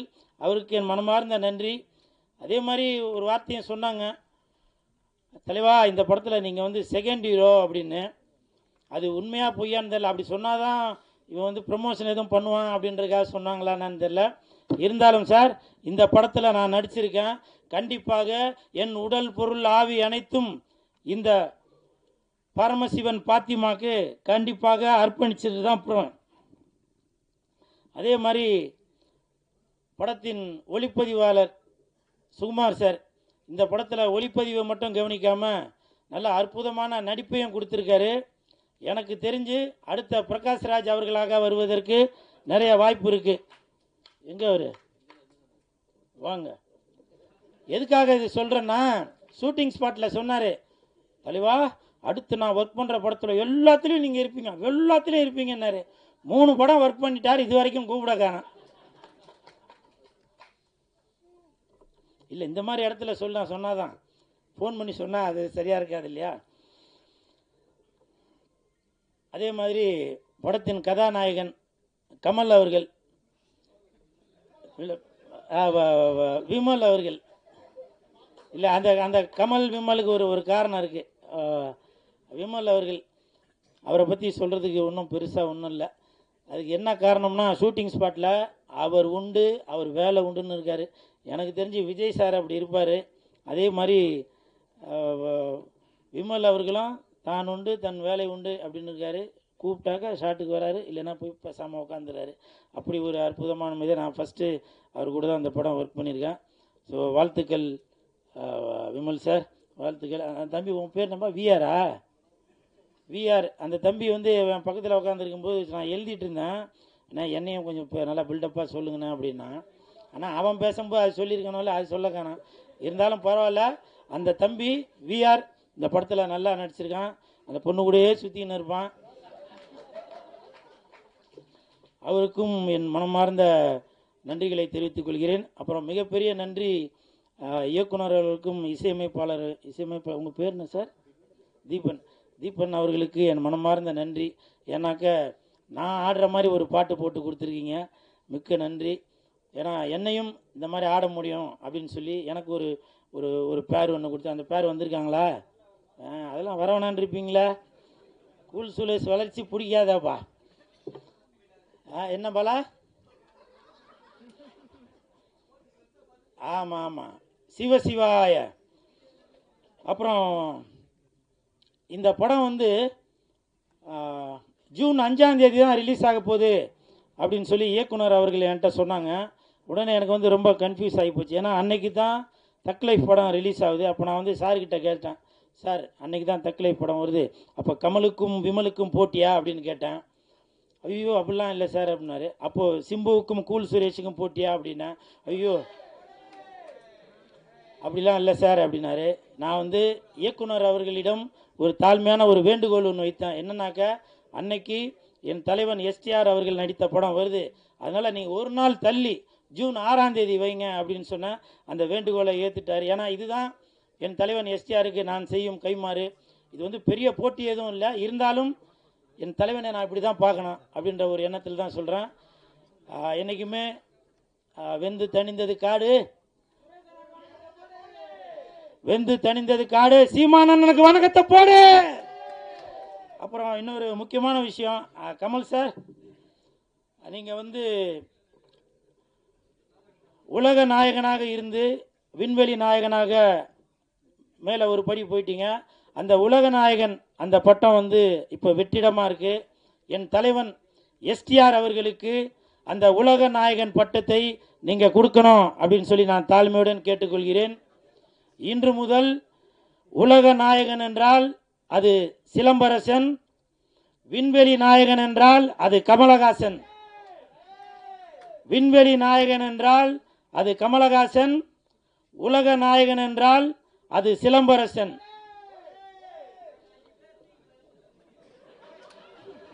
என்னவோ சொன்னீங்கப்பா, கேட்கலவா? பரமசிவன் பாத்திமா வருகின்ற ஜூன் 6, கொஞ்சம் பார்த்துமா. நன்றி நன்றி நன்றி நன்றி.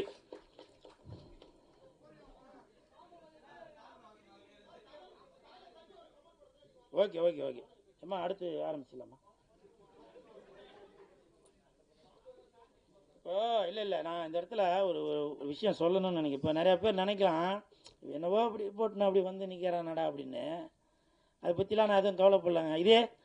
இதே நான் ஒரு ஒரு படத்தில் போட்டு நான் ஆடி இருந்தால் என்ன நினச்சிப்பேன்?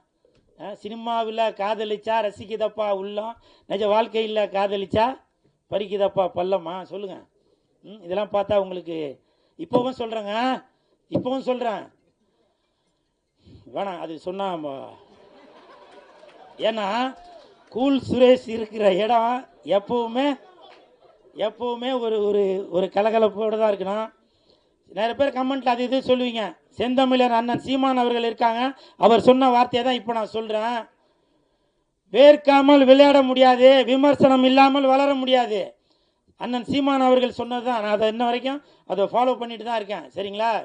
நிறையா பேர் நினைக்கலாம், என்னப்பா இவர் வந்து ஏதோ கோமாளி வேஷம் போட்டுட்ருக்காரு அப்படின்னு. நான் கோமாளி இல்லைங்க, இன்னை வரைக்கும் ஏமாளி. என்னை எத்தனை இயக்குநர்கள் ஏமாத்திருக்காங்க தெரியுமா? எத்தனை தயாரிப்பாளர்கள் என்னை ஏமாத்திருக்காங்க தெரியுமா? ஒரு படத்துக்கும் கதாநாயகன் கதாநாயகி அவங்க இவங்க எல்லாரையும் நடிக்க வச்சு அதை பண்ணி இதை பண்ணிவிட்டு வெள்ளிக்கிழமை மணிக்கு என்கிட்ட சொல்லுவாங்க, சார் நான் தெரியாமல் அவரை புக் பண்ணிட்டேன், தெரியாமல் இவங்களை புக் பண்ணிட்டேன் அப்படின்லாம் சில விஷயங்கள்லாம் சொல்லுவாங்க. அப்போது என்கிட்ட சொல்லுவாங்க, சார் நீங்கள் தான் வந்து கொஞ்சம் ஏதாவது இது பண்ணுங்கள், நான் உங்களை அடுத்த படத்தில் அதை பண்ணுறேன் இதை பண்ணுறேன்னு. இப்போவும் சொல்கிறேன், நான் கோமாளி இல்லைங்க, ஏமாளி.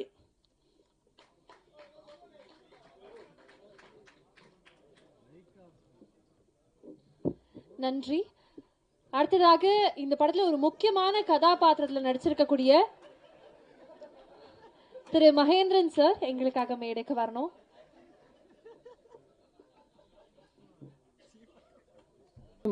பரமசிவம் ஃபாத்திமா இந்த படத்தில் ஒரு முக்கியமான கேரக்டர் பண்ணியிருக்கேன். இந்த படத்தில் எனக்கு ஒரு வாய்ப்பு வந்து அண்ணன் எஸ்ஐகே கார்வன் கொடுத்தாங்க. எப்படின்னா, அவங்க என்கிட்ட ஒரு நாள் வந்து ஃபோன் பண்ணாங்க. ஃபோன் பண்ணிவிட்டு, நான் எஸ்ஐகே கார்வன் பேசுகிறேன், இதில் ஒரு முக்கியமான கேரக்டர் இருக்குது, நீங்கள் பண்ணுறீங்களா அப்படின்னாங்க. பேரை கேட்டோன்னே நான் பண்ணுறேன்னு. ஏன்னா நான் ஒரு நிறைய படங்கள் பண்ணியிருக்கேன், 40 தமிழில் ஒரு 40 படங்கள் பண்ணியிருக்கேன். எனக்கான அங்கீகாரம் வந்து பெருசாக எனக்கு கிடைக்கல. ஸோ ஆனால் முதலாக என்னை வந்து கதாநாயகனாக நினைத்தது வந்து எங்கள் அண்ணன் எஸ்ஐகே கார்வன் அவர்கள் தான். பட் அது நடக்காமல் போயிடுச்சு. அது சில சூழ்நிலையாக வந்து வேறு விதமாக போயிடுச்சு. பட் ஆனால் வந்து என்ன ஒரு கதையின் நாயகனாக நினச்சது அவங்க தான். அதே வந்து எனக்கு ஒரு தன்னம்பிக்கையும் ஒரு தைரியமும் கொடுத்தது. அதனாலே வந்து நான் அண்ணன் சொன்னோடனே நான் வரேன் அப்படின்னேன். அதுக்கப்புறம் வந்து செந்தமிழ் அண்ணன் சீமான் அவர் வந்து எப்படின்னா, தமிழை வந்து நான் ரொம்ப நேசிக்கிறேன், இவரை நான் சுவாசிக்கிறேன்.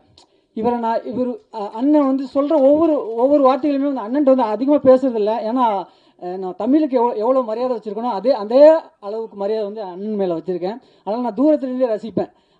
அண்ணன் பேசுகிற விதங்கள், தமிழுக்காக குரல் கொடுக்கறது, தமிழுக்கான ஒரு மனம், மனித இனத்துக்காக குரல் கொடுப்பாங்க அண்ணன். அது வந்து எனக்கு ரொம்ப வந்து அண்ணெல்லாம் வரக்கூடாதா அப்படிலாம் நினச்சிட்டு இருக்கேன். கண்டிப்பாக அது நடக்கும். ஏன்னா நம்ம எண்ணங்கள் தான் ஒரு நாள் வந்து அது பிரதிபலிக்கும். அது கண்டிப்பாக வரும். இந்த படத்தில் வந்து சினிமாட்டோகிராஃபர் கேமராமேன் சுகுமார் அண்ணன் இதில் எனக்கு ரொம்ப சப்போர்ட்டிவாக இருப்பாங்க எப்பொழுதுமே. என்னென்னா என்கரேஜ்மெண்ட் தான். இப்போ நார்மலாக வந்து ஒரு படம் பண்ணுறப்போ வந்து அந்த யூனிட்டே வந்து என்னை வந்து மகி நீங்களாம் வரணும் வரணும் வரணும் வரணும்னு சொல்கிறாங்க. என்னோடய எஃபர்ட் ஃபுல்லும் போட்டுக்கிட்டு இருக்கேன். கண்டிப்பாக இந்த படம் வந்து ஒரு அருமையாக வந்திருக்கு. இந்த படம் மாபெரும் வெற்றி பெற வாழ்த்துக்கள். நன்றி, வணக்கம். எங்களுக்காக வந்திருக்கக்கூடிய திரு சாட்டை துரைமுருகன் சார் எங்களுக்காக கண்டிப்பாக பேசணும் ப்ளீஸ்.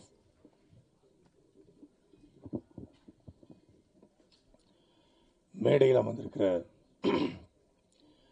அண்ணன் உள்ளிட்ட அனைவருக்கும் அன்பு வணக்கம். அண்ணன் இசக்கி கார்வணன் வந்து ஒரு உணர்வு குவியலான ஒரு நபர். பொதுவாகவே வந்து கலைஞர்கள் வந்து ரொம்ப உணர்ச்சி வசப்பட்டன்னு சொல்லுவாங்க. அதில் அண்ணன் கார்வன் வந்து ரொம்ப உணர்ச்சி வசப்பட்ட நபர். அது இந்த படத்தை பார்க்கும்போது தெரிஞ்சது அவர் எவ்வளவு அவருடைய உணர்ச்சி என்பது இந்த மொழிக்கானது, இந்த இனத்துக்கானது, இந்த சமூகத்துக்கானது. அவர் என்ன அவர் ஊரில் பார்த்தாரோ, என்ன அவர் ஊரில் நடக்குதோ அதை வந்து உண்மைக்கு ரொம்ப நெருக்கமாக இந்த படத்தை எடுத்து முடிச்சிருக்காரு. இந்த படத்தினுடைய ட்ரெய்லரை வந்து அண்ணன் சீமான் அவர்கள் வெளியிடும்போது நிறைய பேர் விமர்சனம் பண்ணியிருந்தாங்க. படத்தினுடைய ட்ரெய்லரில் வந்து ஒரு சமூகத்துக்கு, குறிப்பிட்ட மதத்துக்கு எதிரானது மாதிரி இருக்குது, இது வந்து மதம் மாற்றத்துக்கு எதிரான படம் மாதிரி இருக்குது, அதனால் ஒரு கிறிஸ்தவர்கள் வந்து இந்த படத்தை எதிர்ப்பாங்க, அப்புறம் அதே போல் வந்து இஸ்லாமியர்கள் இந்த படத்தை எதிர்ப்பாங்க, படத்தில் வந்து இஸ்லாமிய தொப்பி வச்சுட்டு ஒரு கோவிலில் ஆடுற மாதிரியான காட்சிகள்லாம் இருக்குது அப்படின்னு சொல்லி நிறைய விமர்சனங்கள் எழுந்தது. அப்போ அண்ணன் கூட என்கிட்ட கேட்டாங்க, நீ படம் பார்த்தியாடா, படம் எப்படிடா எடுத்திருக்கான் அப்படின்னாரு. அன்றைக்கு வந்து அண்ணா தரையில் பேசியதை தம்பிகள் திரையில் எடுத்தார்கள். இன்றைக்கு அண்ணன் தரையில் பேசியதை தம்பி திரையில் எடுத்திருக்கார். அவ்வளோதான். நான் அண்ணன் சீமானவர்கள் பேசுகிற அரசியல் பல்வேறு படங்களில் மறைமுகமாக எடுக்கப்படும். அண்ணன் சீமானவர்களுக்கு கிரெடிட் கூட கொடுக்க மாட்டாங்க. வசனங்கள் வந்து அண்ணன் சீமானவர்கள் மேடையில் பேசின வசனமாக இருக்கும், அதை பேசி அவங்க கைத்தட்டி வாங்கிட்டு போயிடுவாங்க, அதுக்கப்புறம் அதை மறந்து போயிடுவாங்க, கடந்து போவாங்க. ஆனால் அண்ணன் அவர்கள் பேசுகிற அரசியலை ஒரு திரைமொழியாக மாற்றி அதற்குள்ள எங்கே நீ போனாலும் உன்னுடைய வேரை மறக்கக்கூடாது அப்படிங்கிறது அந்த படம் சொல்ல வருகிற செய்தி. வையத்துள் வாழ்வாங்க வாழ்பவன் வானுரையில் தெய்வத்துள் வைக்கப்படும் அப்படின்னு சொல்லி வள்ளுவர் சொல்றாரு. நம்ம அண்ணன் சீமான் சொல்லுவாங்க, நேற்று வரைக்கும் பெரியப்பாடா, செத்து போயிட்டா மாலை போட்டு கும்பிட்றோம் சாமியாக மாறிடாரு. அதே போல தான் நமக்கு முத்துராமலிங்க தேவர் நம்ம கண்ணுக்கு முன்னாடி வாழ்ந்த ஒரு சாமி. அதே போல தான் நம்ம தாத்தா இம்மானுவேல் சேகரனார் கண்ணுக்கு முன்னாடி வாழ்ந்த ஒரு சாமி. அப்படி தான் நம்ம தாத்தா காமராஜர் கண்ணுக்கு முன்னாடி வாழ்ந்த சாமி அப்படின்னு சொல்லி அண்ணன் சீமானவர்கள் மேடையில் பேசுவாங்க. அப்படி இந்த படத்தில் குலசாமிகள் எப்படி உருவாக்கப்படுது, எப்படி இசக்கியம்ம, மாரியம்ம, பேச்சியம்ம, கருப்பசாமி இதெல்லாம் எப்படி உருவாக்கப்பட்டுச்சு அப்படிங்கிறத அவர் ஊரில் பார்த்த கதைகளோடு ஒப்பிட்டு ஒரு திரைக்கதையை உருவாக்கி அண்ணன் கார்வணன் வந்து ஒரு ஆகச்சிறந்த படைப்பை கொடுத்துருக்காரு. தமிழ் குடிமகன் அப்படிங்கிற ஒரு படத்தின் மூலமாக வேறொரு அரசியலை பேசினார்.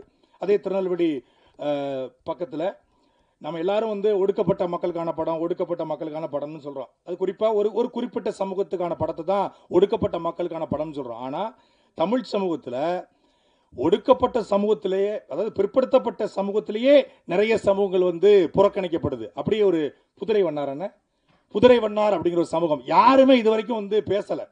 அதை வந்து அண்ணன் இசக்கி கார்வணன் தன் ஊரில் பார்த்ததை அந்த சமூகம் எப்படி புறக்கணிக்கப்படுது அப்படிங்கிறத படத்தில் வந்து காட்சிப்படுத்த தமிழ் குடிமகன்.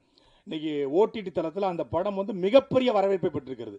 அண்ணன் சீமான் அவர்கள் சமீபத்தில் ஒரு பெரிய அரசியலை உடைச்சி எறிஞ்சார். கிட்டத்தட்ட 50 ஆண்டு காலமாக தமிழ் சமூகத்தில் பெரிய பலூன் போல பெரிதாக்கப்பட்ட பிம்பத்தை உடைச்சி எறிஞ்சார். அண்ணன் சீமான் அவர்கள் உடைச்சி எறிஞ்ச பிம்பத்தை தமிழ் குடிமகன் படத்தில் அண்ணன் இசக்கி கார்வணன் உடைச்சி எறிஞ்சார். ஒரே வேவ்லெங்து. ஏன்னா ஹரிராமகிருஷ்ணன் அப்படிங்கிற பேரை மாற்றி கார்வண்ணன்னு பேர் வச்சது அண்ணன் சீமான் தான். அவர் அண்ணன் சீமானுடைய தம்பி, எங்களுடைய அண்ணன்கள் அவரும் ஒருத்தர். அதனால் இந்த படைப்பு சோரம் போகாது. அது தம்பியின் படைப்பு, தம்பிகளின் தம்பியுடைய படைப்பு. அதனால் இந்த படைப்பு சோரம் போகாது. இந்த படத்தில் ஆகச்சிறந்த இசையை வந்து தீபன் சக்கரவர்த்தி கொடுத்துருக்காங்க. இறுதி பாடல் நம்ம பார்த்தோம். நம்ம படம் முழுக்க பார்க்கும்போது ரொம்ப ஒரு உணர்ச்சி வசப்பட்ட பாடல், ஒரு ருத்ர தாண்டவம்னு சொல்லுவாங்க, சிவதாண்டவம். அதை கண்ணு முன்னாடி பார்த்த மாதிரி இருந்துச்சு. எல்லா பாடலுமே சிறப்பாக வந்திருக்கு. விமல் அவர்களும் சரி ஒரு மிகச்சிறப்பான ஒரு நடிப்பை கொடுத்துருக்காங்க. அவங்க தமிழ் சமூகத்தில் ஒரு புறக்கணிக்க முடியாத நடிகராக இந்த படத்தின் மூலமாக சத்தியமாக வருவார். அதேபோல் படத்தில் நடிச்சிருக்க ஒவ்வொருத்தருக்கும் என்னுடைய வாழ்த்துக்கள். அண்ணன் இசக்கி கார்வனுடைய இந்த படைப்பு வெல்ல என்னுடைய வாழ்த்துக்கள். நன்றி, வணக்கம். வேண்டிய தருணம் வந்தாச்சு. விமல் சார், இந்த படம் அதில் இருக்கக்கூடிய கதாபாத்திரம் இதை பற்றி நீங்கள் விரிவாக பேசணும்னு ஆசைப்படுறோம். ப்ளீஸ் வாங்க. எல்லாருக்கும் வணக்கம். ஹலோ, இங்கே வந்திருக்கும் பத்திரிகை ஊடக நண்பர்கள் அனைவருக்கும் வணக்கம்.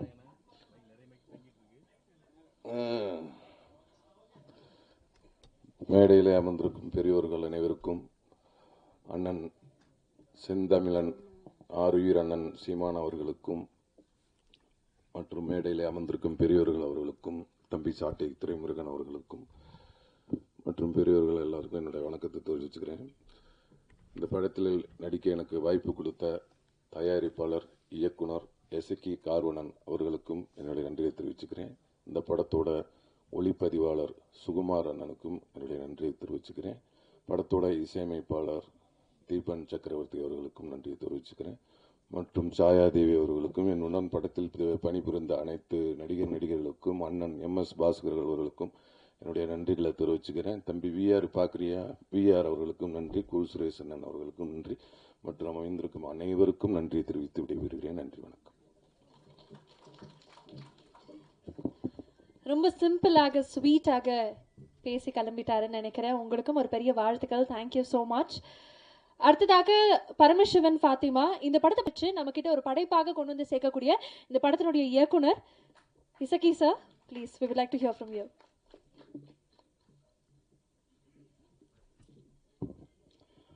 அனைவருக்கும் மாலை வணக்கம்.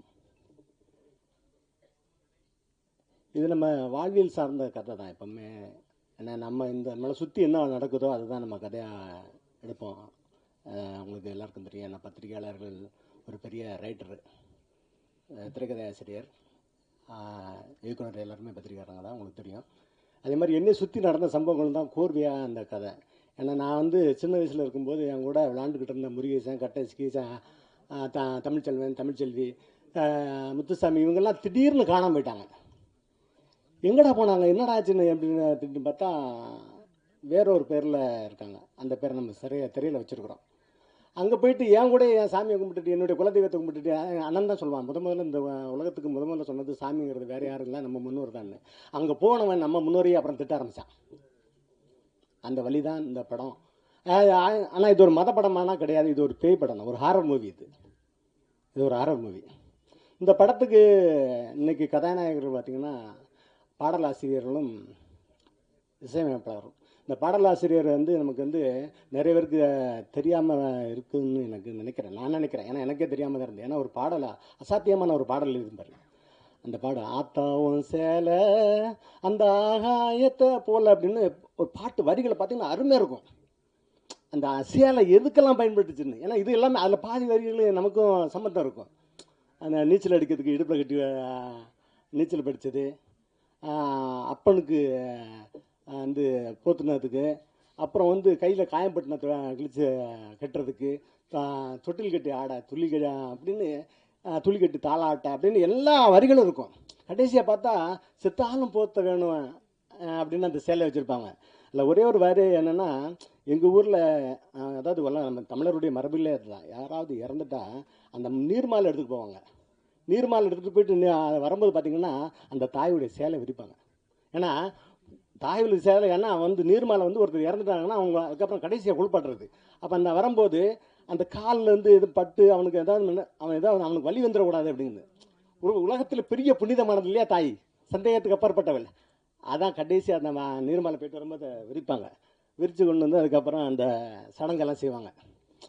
அந்த பாட்டு அதே மாதிரி அப்படி ஒரு தாய்மை எழுந்த பாட்டை என் படத்தில் ஒரு பாட்டு எழுதியிருக்கிறாரு.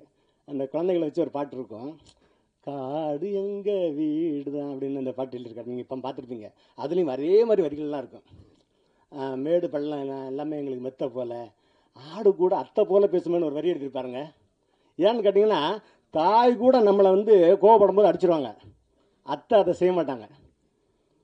ஏன்னா எனக்கு அது ரொம்ப அந்த வரி பாதிச்சிருச்சு. ஏன்னா எனக்கு ஒரு அத்தை இருந்தாங்க. அவங்க வந்து பார்த்திங்கன்னா அவங்க பிள்ளைங்கள்லாம் பாம்பேக்கு போயிட்டாங்க. பாம்பே போனதுக்கப்புறம் இவங்களுக்கு வயதான காலத்தில் அவங்கள கூட்டிகிட்டு போயிட்டாங்க. கூட்டிகிட்டு போனால் அவங்களுக்கு இந்த இறக்குற தருவாய் வரும்போது எனக்கு ஊருக்கு போய் ஆகணுங்கிறாங்க. ஊரில் உங்களுக்கு யார் இருக்கிறா பார்க்கறதுக்கு அப்படின்னு சொல்லும்போது என் தம்பி பசங்க இருக்கிறாங்க அப்படின்னு சொல்லியிருக்காங்க. நான் நிஜமாகவே உணர்ச்சி பட்டு அழுதேன். போய் அவங்கள போய் பாம்பேல போய் ஃப்ளைட்டில் கொண்டு வந்தோம். அது மாதிரி அந்த அத்தையோடைய பாசத்தை அந்த பாட்டில் ஒரே வரியில் சொல்லியிருப்பார். ஆடு போல் பாசம் காட்டும், அந்த அத்தை போல் பாசம் காட்டும் ஆடு அப்படின்னு. அதே மாதிரி நிறைய வரிகள் அந்த பாட்டில் நிறைய இருக்குது. நீங்கள் பார்த்தீங்க, மிகப்பெரிய உண்மையிலே எனக்கு ரொம்ப பிடிச்சிருந்து அவரை எனக்கு அறிமுகப்படுத்தின ஒரு கேமராமேன் சுகுமார் அவர்கள். ஏகாதசின்னு சொன்னேன், நான் சரின்ட்டேன். ஆனால் அவர் இந்த ஒத்த பாடல் அதே மாதிரி அந்த பாட்டை பார்த்தீங்கன்னா எங்கள் ஊர் திருவுடையான் அவர்கள் பார்த்தீங்கன்னா அந்த தபலா வாசிச்சுட்டே படிச்சிருப்பார். பிரமாதமாக இருக்கும். அந்த அண்ணன் பாடு அண்ணன் அந்த பாட்டை ஃபுல்லாக பாடி காட்டுவார். நம்ம அது அண்ணனுக்கு தான் அது வந்து வரும். அடுத்து பார்த்திங்கன்னா இந்த பாட்டில் அந்த படத்தில் மிகப்பெரிய ரோல் வந்து இசையமைப்பாளர் தீபன் சக்கரவர்த்தி அவர்கள். நான் வந்து அந்த வீராய் மக்கள் படம் பார்த்தேன், பாட்டு கேட்டேன். கேட்ட உடனே நான் பார்க்கணும், அவர் தான் நமக்கு படத்துக்கு இசையமைக்கணும் அப்படின்னு சொன்னேன். அதே மாதிரி அதுக்கு தகுந்த மாதிரி அவர் இசை பிரமாதப்படுத்திருக்காரு. அதில் பின்னணி இசை மிரட்டிருப்பார். ஏன்னா இது RR மூவி இல்லையா, அது இசை தானே பெரிய விஷயமா இருக்கும். அதை அவர் மிரட்டி இருப்பார். அதே மாதிரி அடுத்து நம்ம சொல்ல வேண்டியது கேமராமேனுக்கு பார்த்தீங்கன்னா இந்த அவர் தரையில் படம் இருக்கிறத விட மலையை பார்த்துட்டாருன்னா மலையிலே பரப்பார். அப்படியே அவர் படங்கள்லாம் பார்த்தீங்கன்னா மைனா, கும்கி எல்லாமே மலை சார்ந்து தான் அவருக்கு ரொம்ப அல்வா சாப்பிட்ற மாதிரி பிரமாதப்படுத்திருப்பார். அங்கே ட்ரோன்ஸ் பறக்கிறதோ இல்லை, இவர் பறந்துருப்பார். எனக்கு வந்து அவ்வளோ பெரிய காட்சி. ஏன்னா அண்ணன் வந்து அந்த ட்ரெய்லர் பார்த்துட்டு சொல்லியிருக்காரு, யார் கேமரா அப்படின்னு கேட்டிருக்காரு. அண்ணன் சீமன் அந்த ஷாட்டை வந்து அவருக்கு அந்த ட்ரெயிலர் காட்டும்போது சொல்லியிருக்காரு. அந்த அளவுக்கு பிரமாதப்படுத்திருக்காரு. அடுத்தது இந்த படத்துடைய ஹீரோ விமலை வேலை வாங்குற மாதிரி வேறு எந்த ஹீரோவும் வேலை வாங்க முடியுமான்னு எனக்கு தெரியலை. நம்ம நிறைய ஹீரோ வச்சு படம் எடுக்கலை. ஏன்னா அந்த சில விஷயங்கள் நம்ம சொல்லும்போது அந்த களவாணியில் சொல்லுவார்ல, அந்த பொண்ணுகிட்ட வந்து அந்த நீ கட்டிக்க மாட்டேன்னு சொல்லுவேன், நெல் மட்டும் வேணுமான்னு அந்த வாயிலே பேசுவார். வேணுமா அப்படிம்பார். அதே மாதிரி நம்ம கதை சொன்ன உடனே நம்ம டைலாக் சொன்னால் இதானே அப்படிம்பார். ரொம்ப பிரமாதமான ஒரு கலைஞர் வந்து விமல். அடுத்து சாயாதேவி அவங்களும் வந்து அழைக்காமல் அந்த அண்ணனுக்கும் தம்பிக்கு தங்கச்சி அவங்க அண்ணனா கேமராமேன் சுகுமார் இதில் நடிச்சிருப்பார். நம்ம தங்கையை அவர் நடிச்சிருப்பார். போட்டு அடிச்சிருப்பாங்க. அடியெல்லாம் சண்டைலாம் போடும்போது பார்த்தீங்கன்னா நானும் சில நேரம் பயந்துருவேன். ஏன்னா அதான் அந்த பொண்ணு இவர் ஒரு கை தான் பிடிச்சானே காணும், கழுத்தை பிடிச்சிட்டு ஓடி சுற்றி ரூமெல்லாம் அடித்து எனக்கு ரொம்ப பயமாக இருந்தது. இங்கே இருக்கார். அதே மாதிரி எனக்கு அடுத்தல 2 ஜோடி வேர் அண்ட் சேஸ்விதா ரொம்ப அந்த படத்துக்கு எனக்கு சப்போர்ட்டிங்காக இருந்தார். அந்த மிரட்டிருப்பாப்பில் ஒவ்வொரு இந்த பாட்டில் கூட பார்த்தீங்க, அங்கே நின்று மிரட்டுவாங்க அந்த படத்தில். அவங்க ரொம்ப பிரமாதப்பட்டிருந்தாங்க. அடுத்தால கூல் சுரேஷ். நான் தான் கூல் சுரேஷ்கிட்ட சொன்னேன், கூல் சுரேஷ் நீங்கள் தரையில் நடிக்காதீங்க, நீங்கள் திரையில் நடிங்க, நீங்கள் உங்களுக்கு நல்லா நடிப்பு வருது, நீங்கள் கோமடி மாதிரி இது மாதிரிலாம் பண்ணாதீங்க அப்படிம்பேன். இப்போ கூட நம்ம இந்த சத்தியமாக நான் இந்த வேஷம் போட்டு வரக்கூடாதுன்னு தான் சொல்லியிருந்தேன். அவர் வந்துட்டார். ஏன்னா அவரை பிறவி குணம் மாதிரி அது சிலலாம் அவர் கூட வந்துட்டான்னு தெரியல, தடுக்க முடியல. ஆனால் உண்மையில ஒரு பிரமாதம் நடிகை. படத்தில் அந்த நீங்கள் பார்த்தீங்கன்னா தெரியும், அருமையாக நடிச்சிருப்பார். அடுத்தது எடிட்டர் புவன். அதில் பார்த்தீங்கன்னா இந்த படத்தில் காட்சி ஒவ்வொரு காட்சியும் அடுத்தடுத்த இந்த விசாரணை காட்சியெல்லாம் அருமையாக பண்ணியிருப்பாப்புல. நம்ம எடுத்துன்னு கொடுத்துட்டோம், அதை கட் பண்ணி அந்த ஷார்ட்டை அங்கே போட்டு இது இங்கே போட்டு இந்த சீன் அங்கே போட்டு அப்படி இது என்ன பண்ணலாம் அப்படின்னு பண்ணும்போது அவர் கட் பண்ணி இருங்க ஒரு நிமிஷம் இருங்க அப்படின்னு அவர் கட் பண்ணி அந்த சீனை கொண்டு வருவார். பிரமாதமாக செஞ்சிருந்தார். மிக முக்கியமான கதாபாத்திரம் பார்த்தீங்கன்னா எங்கள் ஃபாதர் வந்து MS பாஸ்கர் சார் நடிச்சிருந்தாலும் அது உண்மையிலே ஆஸ்வால்ட்டுன்னு நான் பள்ளிக்கூடத்தில் படிக்கும்போது எனக்கு ஃபாதராக இருந்தவர் ஆஸ்வால்ட். அவரே மாதிரி தான் இருப்பார். நான் அந்த ஃபோட்டோ கூட அவருக்கு அனுப்பியிருந்தேன்.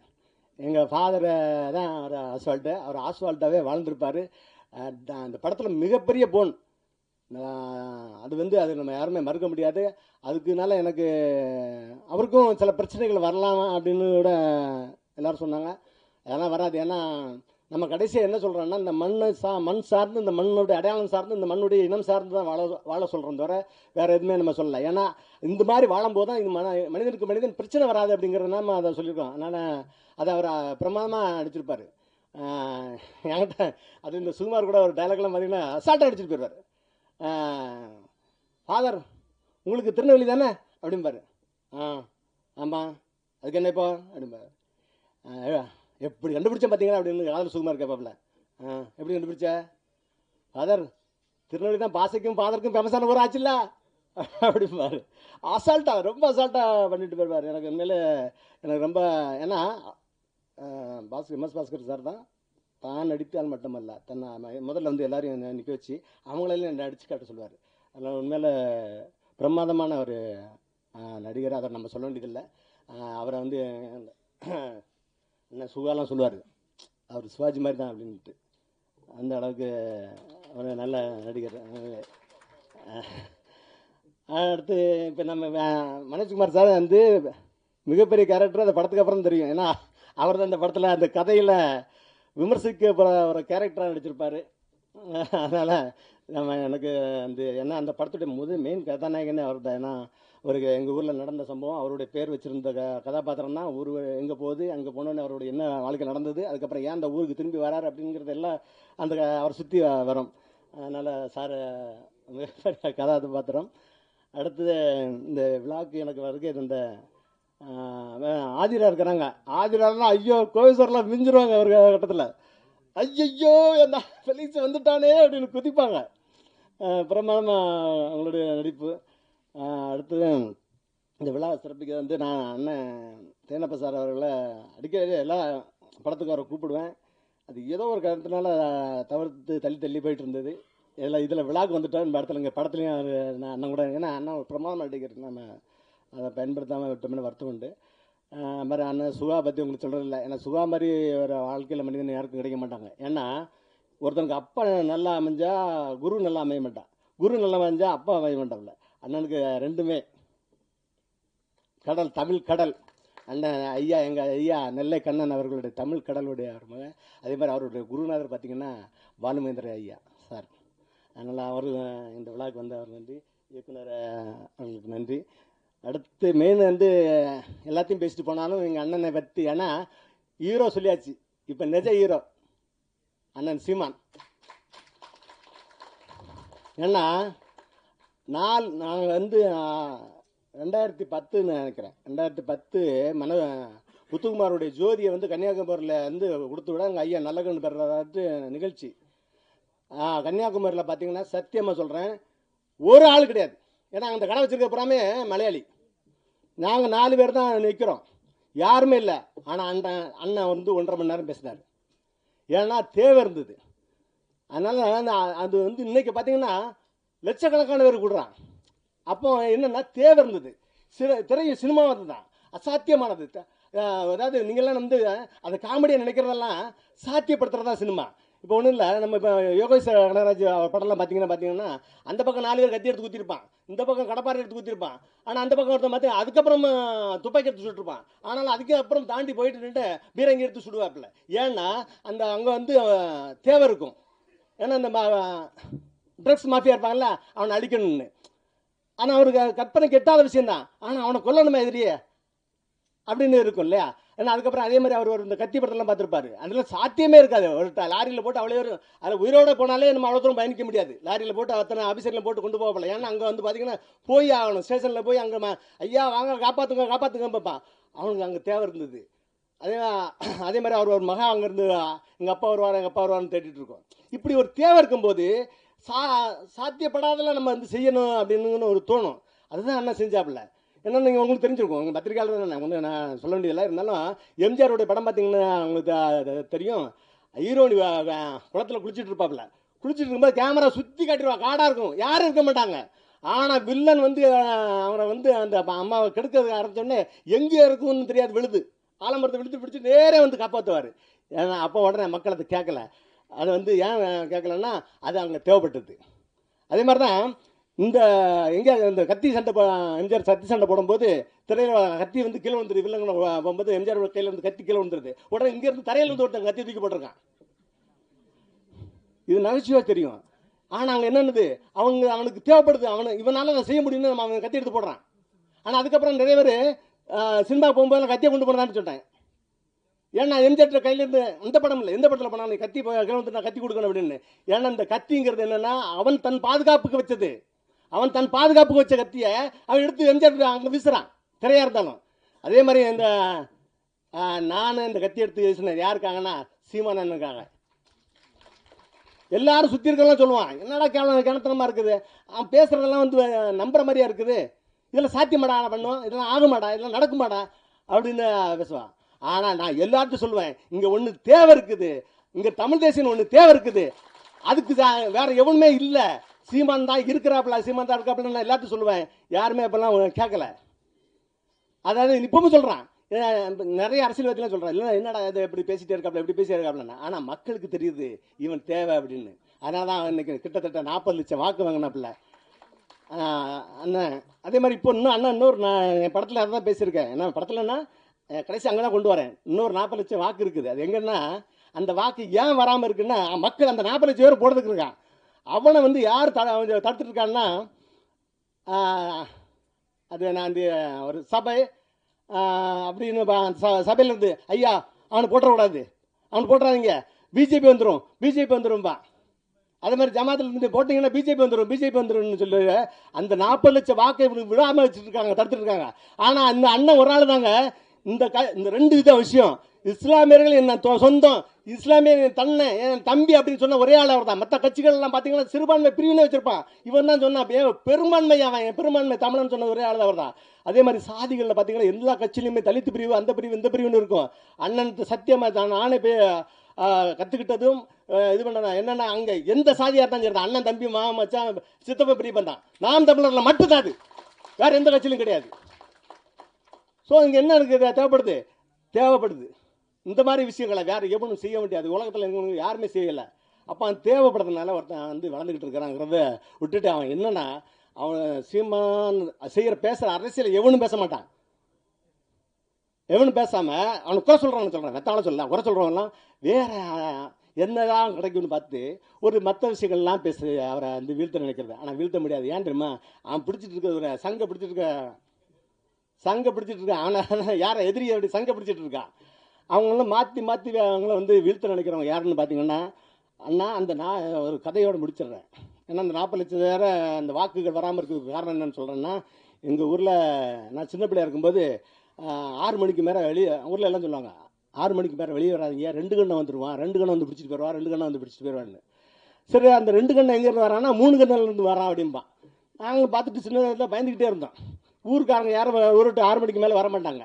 ஆனாலும் அந்த ஊரில் திருட்டு போயிட்டு இருந்தது, களவாண்டு இருந்தாங்க. யாரா கண்டுபிடிக்கலாம் பார்த்தா கடைசியில் பார்த்தா இந்த எவன் 2 கண்ணு வருவான், எவன் 3 கண்ணுலேருந்து வரான்னு எவன் சொன்னானோ அவன் தான் திருடி இருக்கான். அதே மாதிரி இங்கே பிஜேபி வந்துடும் மட்டும் இங்கே திருடிட்டு இருக்காங்க. இந்த நான் கடைசியில் 2 கண்ணா நம்ம யோசிக்கலை, ஏன்னா எல்லா மனுஷனும் 2 கண்ணு தானே இருக்கும் அப்படின்னு நம்ம யோசிக்கலை. இந்த 3 கண்ணுன்னு பார்த்தா 3 கண்ணு ஒரு பாலம் இருக்குது எங்கள் ஊரில், அந்த 3 கண்ணு பாலத்துலேருந்து வரான்னு சொல்லிட்டு இவன் எங்களை ஏமாற்றி விட்டுட்டான். அது மாதிரி ஏமாற்றி இந்த அண்ணன் சீமானுக்கு இந்த 40 லட்சம் வாக்கும் விழாமல் அவங்க பார்த்துக்கிட்டு பயங்காட்டிகிட்டு இருக்காங்க. ஆனால் அதனால எவ்வளோ பெரிய இழப்புன்னா இங்கே எல்லாத்தையும் நம்ம இழந்துக்கிட்டு இருக்கோம் அப்படிங்கிறது தான் இந்த படத்தில். அதுக்கு தான் இந்த 40 லட்சம் பேருக்கான கதை தான் இந்த படம். இந்த 40 லட்சத்தும் இந்த அண்ணனுக்கு வரணும், அதுதான். அதுக்காண்டி நான் அது அரசியல் படம் கிடையாது, படத்தில் நான் எங்கேயுமே அரசியல் பேசலை.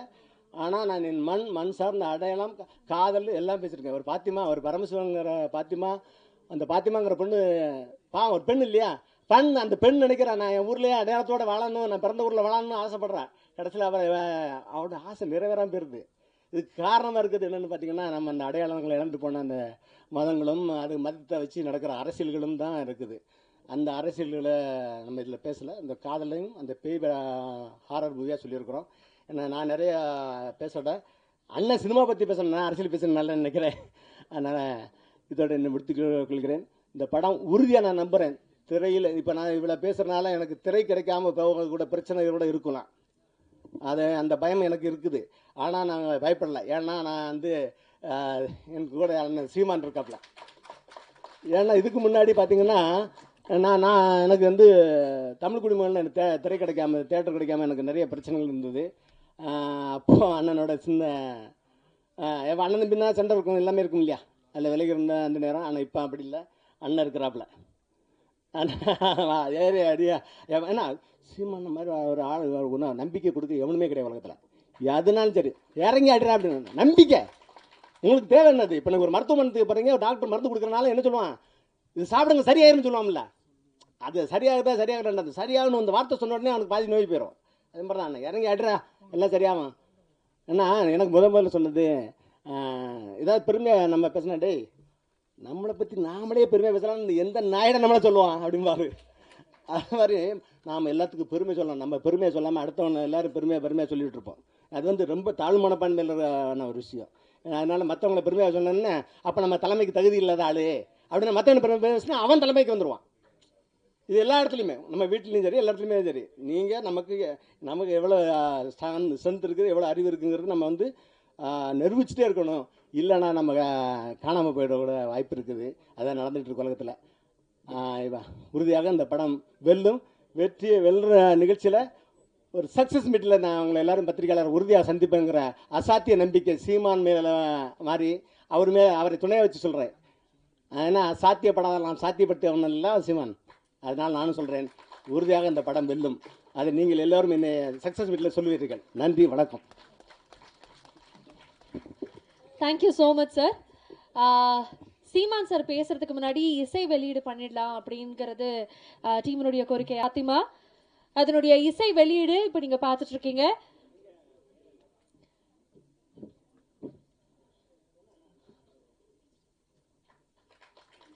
பெரிய பெரிய வாழ்த்துக்கள் ஒட்டுமொத்த குழுவுக்குமே வெளியாகுது. உங்களுடைய ஆதரவும் அன்பும் கண்டிப்பாக இந்த படத்துக்கு தேவை.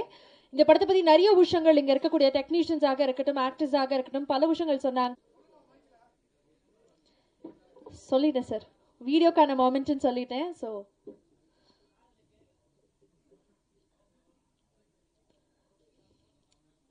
பேக்ட் ஸ்கெட்யூல்ஸ் இருக்கும் அப்படிங்கிறது நமக்கு தெரியும். இருந்துமே சினிமா மீதான ஆர்வம் அதனுடைய மிகப்பெரிய உதாரணமாக தான் இந்த மேடையில் நீங்கள் இருக்கிறத நாங்கள் பார்க்குறோம். மீண்டும் மறுபடியும் ஒரு பெரிய நன்றி சார் இங்கே வந்ததுக்கு. அண்ட் உங்களுடைய பேச்சை கேட்கறதுக்காக ரொம்ப வியப்போடு பல பேர் காத்துட்ருக்காங்க. அதில் நானும் ஒருவள். நாம் தமிழர் கட்சியினுடைய ஒருங்கிணைப்பாளர் மரியாதைக்குரிய அண்ணன் சீமான் அவர்களை அன்போடு அழைக்கிறோம், படத்தை பற்றி பேசுவதற்காகவும் எங்களை வாழ்த்துறதுக்காகவும்.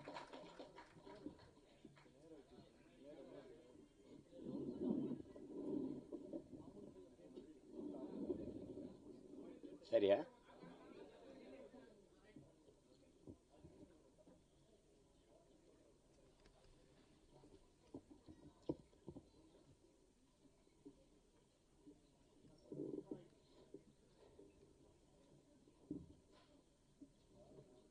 பரமசிவன் ஃபாத்திமா திரைப்படத்தினுடைய பாடல் வெளியீட்டு விழாவிற்கு வருகை தந்திருக்கிற அச்சு ஊடக, காட்சி ஊடக அன்பு உறவுகள் அனைவருக்கும்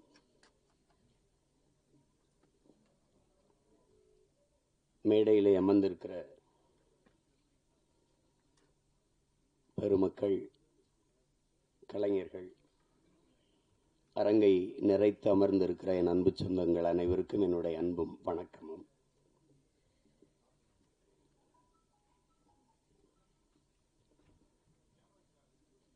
பாடல் வெளியீட்டு விழா என்றாலே இசையமைப்பாளர் தான் அதனுடைய நாயகன். ஒரு சிறு வயது மிக நேர்த்தியாக அந்த இசையை கேட்கும்போதே ஒரு உற்சாகம் பிறக்குது. நான் என்னுடைய தம்பி கார்வனன்ட்டு கூட சொல்லிட்டு இருந்தேன், ரொம்ப நல்லா இசையமைச்சிருக்கிறார். அது குறிப்பாக அந்த திருமண விழாவில் வந்திருக்க அந்த பாட்டும் சரி, சிவனடியார்கள் ஆடுகிற அந்த பாடலும் சரி, மிக செறிவாக அந்த பாட்டை தந்திருக்கிறார். அதுக்கப்புறம் கேட்டால் அவர் பின்னணி இசையுமே ரொம்ப திறம்பட செய்திருக்கிறதா சொன்னாங்க. அப்படி ஒரு இளம் வயதில் இவ்வளவு திறமை மிக்க ஒரு இசைக்கலைஞரை பார்ப்பது ரொம்ப வியப்பாகவும் பெருமையாகவும் இருக்குது. தம்பி தீவன் சக்கரவர்த்திக்கு என்னுடைய அன்பும் வாழ்த்துக்களும். பாடலுக்கு மெட்டுக்கு எழுதுவது என்பது எவ்வளவு கடினமானது என்பது தெரியும். அதில் என்னுடைய தம்பி ஏகாதேசி ரொம்ப இளம் வயதிலிருந்து நான் அறிவேன், என்னையும் அவன் அறிவான். கம்யூனிச இயக்கங்களில் தமிழ்நாடு முற்போக்கு எழுத்தாளர் சங்கங்கள் நடத்துகிற கலை இரவுகளில் தான் நான் என் தம்பியுடைய ஐக்கோ எல்லாரும் நாங்கள் இணைந்தோம். இணைத்தது ஒரு கொள்கை உறவு, அதை தாண்டி எங்களுக்கு இரத்த உறவு எல்லாம். நம்பி கார்வண்ணன் குறிப்பிட்டது மாதிரி ஏகாதேசி என்றாலே அந்த ஆத்தாவும் சேலை அந்த ஆகாயத்தை போல பாடலை யாரும் மறக்க முடியாது. அது இந்த தமிழ்நாடு தாண்டி உலகம் முழுமைக்கும் போய் சேர்ந்த ஒரு உன்னதமான ஒரு காவிய படைப்பு தான் சொல்லணும். தாயினுடைய அன்பை அந்த சேலையை வச்சு அவன் சொல்லியிருக்கிற விதம் அவன் ஆகச்சிறந்த கவிஞன் என்பதை காட்டும். அதுக்கப்புறம் நிறைய திரைப்படத்தில் பாடல்கள் எழுதிட்டான். இந்த படத்தில் பாடல் எழுதியிருப்பது எனக்கு பெருமை, ரொம்ப மகிழ்ச்சி. அது என்னுடைய தம்பி கார்வண்ணன் படத்தில் ஒரு வளர்ந்து வருகிற இளைய இசையமைப்பாளரோடு ஒளிப்பதிவாளர் என் தம்பி துரைமுருகன் தான் அந்த காணொலியை காட்டினார். அந்த முன்னோட்டத்தை அது எடுத்தோன்னே கேட்டது இது யார் ஒளிப்பதிவுன்னு, ஏன்னா எனக்கு தெரியும் இது அப்படின்னு. அது சுகுமாரனோன்னு அதான் நினச்சேன் அப்படின்னு. அவனுடைய ஒளிப்பதிவு ரொம்ப சாதாரண ஒளிப்பட கலைஞனாக தான் வந்தான். அப்புறம் சேர்ந்து மிக குறுகிய காலத்துக்குள்ள அதை கற்றுக்கொண்டு தன்னுடைய திறமையை வளர்த்து சிறந்த ஒளிப்பதிவாளர்களில் ஒருவராக தன்னை நிலைநிறுத்திக்கிட்டான். அவனுடைய கும்கி ஆகட்டும், அதுக்கு முன்னாடி வந்த மைனா, 2 படமும் மிகச்சிறப்பாக. கும்கிலாம் ஒளிப்பதிவு அசாத்தியமாக செஞ்சுருப்பான். அது நிறைய ஆற்றலை வெளிப்படுத்தினா. அப்புறம் தம்பி சிவகார்த்திகேயன் நடித்த அந்த மான் கராத்தே அந்த படத்திலேயே அவன் ரொம்ப நல்லாயிருக்கும் ஒளிப்பதிவு. இதிலேயே பார்த்துருப்பீங்க, அந்த அதிகாலை அந்த ஒளியை உள்வாங்கி அவன் பதிவு செஞ்ச விதம், அந்த சூரிய ஒளியை உள்வாங்கி பதிவு செஞ்ச விதமெல்லாம் அவ்வளவு அழகாக இருக்கும். அந்த காடுகளில் வயல்வெளிகளில் அவனுடைய கருவி பயணித்து போகிற இது அவ்வளவு தெளிவாக இருக்கும். அது பேசிய தொகுத்து வழங்கியவர்களோட சொன்னாங்க, அவர் சுருக்கமாக பேசிட்டாருன்னு. அவர் தான் மொத்தமாகவே தன்னுடைய ஒளிப்பதிவு கண்களால் பேசிட்டாப்ல. என்னுடைய தம்பி என்பதில் எனக்கு ரொம்ப பெருமை. அவன் தம்பினா சும்மா தம்பி இல்லை, சொந்தமான தம்பி. அவனுடைய அண்ணனும் ஒளிப்பதிவாளர் தான். அவனும் நிழல் பட கலைஞனாக ஒளிப்பட கலைஞனாக திரைப்பி மிகப்பெரிய ஒளிப்பதிவாளராக பல படங்களை செஞ்சு என் தம்பி ஜீவனுடைய தம்பி தான் என் தம்பி சுகுமார் அவர்கள். அப்போ இதில் நடித்திருக்கிற கலைஞர்கள் என்னுடைய அண்ணன் மனோஜ்குமார் அவர்கள் மிகச்சிறந்த வெற்றி படங்களை கொடுத்தார். மண்ணுக்குள் வைரம்னா அவரே ஒரு மண்ணுக்குள் வைரம்தான். முதல் படத்தில் அவ்வளவு ஒரு துணிவோடு ஒரு கதையை தொடுவதற்கு ரொம்ப துணிச்சல் வேணும். அதில் அது உங்களுக்கு தெரியும் எங்களுக்கு என்ன உறவு என்னன்ட்டு. ஆனால் அவர் எங்கள் அப்பாவிடமிருந்து வெளியில் மண்ணுக்குள் வைரம் படத்தை எடுத்து அந்த படத்தில் ரொம்ப சிறப்பாக இருக்கும். படம், உரையாடல், எல்லா கதாபாத்திரங்கள்லாம். முதல் படத்திலே நடிகர் திலத்தை இயக்குறதுன்னா அது சும்மா சாதாரண இல்லை என்ன. ஆமாம், எங்கள் அப்பா என்ன பாடுபடுவார் பசுமல்ல. முதல் மரியாதை எப்படின்னு தெரியாது, நான் தான் அதுக்கு எழுத்தாளர். என்ன சொன்னாலும் எங்கள் அப்பா உரையாடலை ஏற்றுக்க மாட்டார்ல. 2 பேருக்கு ரொம்ப நேரம் சண்டை நடக்கும். அங்கே நாற்காலியில் எங்கள் ஐயா என்னையே பார்த்துருப்பாரு. என் மேலே ரொம்ப அன்பு. என்னதாயா பிரச்சனை உனக்கு உங்கள் அப்பனுக்கும் அப்படின்னார். இல்லைங்க, நான் என்ன எழுதி கொடுத்தாலும் அதை வேணான்னு கிழிச்சு போட்டுறார், தூர போட்டுறார். என்ன நீ என்ன நினைக்கிற, நான் என்ன பேசணும்னு நினைக்கிறேன், எனக்கிட்ட சொல்லு, நான் டேக்கில் பேசிவிட்டேன். அவ அது சொல்லிடுவோம். காட்சி நடந்து வரவில் இந்த இடத்துல எங்கள் ஐயா எங்கள் அப்பா என்ன பண்ணார், கட் ஓகே அப்படின்ட்டு போயிடுவாப்ல. ஏழை சொன்னோன்னே எங்கள் ஐயா அந்த வேட்டி எடுத்து தொடச்சிட்டு இப்படி தேடுவோம். அப்புறம் நான் அந்த கூட்டத்தில் நிற்பேன், இப்படி பார்த்துட்டு ஓகே அப்படின்னு கேட்பார். ஏன்னா நான் நீ சொன்னது வந்துடுச்சா அப்படின்னு. ஓகே அப்படின்னு. இவர் 2-3 தடவை இது நடந்துக்கிட்டு இருக்குது. எங்கள் அப்பா கவனிக்கல. ஒரு தடவை நம்ம ஓகே சொன்ன பிறகு வேற யார்கிட்ட ஓகே கேட்குறாரு, யாரு அப்படின்னா அப்படி திரும்பி பார்த்தா கூட்டத்தில் நான் உடனே இங்கே என்ன நடக்குது அப்படின்னு நான் ஒரு பக்கம் ஓட, எங்கள் ஐயா ஒரு பக்கம் ஓடி தெரிச்சு. அப்புறம் அது மாதிரி அவர்கிட்ட அந்த பெரிய மேதையை வந்து முதல் படத்தில் இயக்குறது என்பது சாதாரண அல்ல, அது ஒரு பெரிய வாய்ப்பு. மண்ணுக்குள் வைரம்னா வைரம் தான். அதுக்கப்புறம் எங்கள் அண்ணன் எவ்வளோ வணிக படங்கள் எடுத்துட்டாங்க, பெரிய வெற்றி படங்கள் எல்லாம் கொடுத்துட்டாங்க. இப்படிப்பட்ட ஒரு படைப்பாளி இதில் நடிச்சிருக்காங்க. அப்புறம் எங்கள் அண்ணன் தேனப்பன் எவ்வளோ பெரிய படங்களை தயாரித்தாங்க. அவை சன்மையெல்லாம் எங்கள் அண்ணனுடைய தயாரிப்பு தான். இப்போ பார்த்தா எங்கள் அண்ணனை பார்க்குறதுன்னா நம்ம படங்களில் பார்த்துக்கிற வேண்டியது இருக்குது. இப்போ நடிக்க வந்துட்டாங்க. ஆனாலும் எங்கள் அண்ணனை வந்து அவர் குணத்திற்கும் அவர் படத்தில் நடிக்கிறது வில்லனாக நடிக்கிறாரு, சகிக்க முடியல. என் அண்ணனா வில்லனா எதுக்கு நடிக்கணும் அப்படின்ட்டு. அவ்வளவு நல்ல மனிதன். தேனப்பன் வந்து ஒரு சிறந்த தயாரிப்பாளர், சிறந்த நடிகர்களோட மிகச்சிறந்த நிர்வாகி. அதனால தான் எங்கள் அண்ணன் கமலஹாசன்லாம் அவரை கூடவே வச்சுருந்தாப்புல. அப்படிப்பட்ட ஒரு திறமையான ஒரு மனிதர் எங்கள் அண்ணன் தேனப்பன் அவர்கள். அதுக்கப்புறம் எங்கள் ஐயா மகன் தொகுப்பாளர் சொன்னாங்க, உங்களுடைய தமிழ் ரொம்ப நல்லா இருக்குது அப்படின்னு. தமிழ் கடலின் மகன் வந்து தமிழ் பேசலைன்னா அப்புறம் என்ன இருக்குது சொல்லுங்கள். எங்கள் அப்பா, நான் அப்பான்னு தான் சொல்லுவேன்.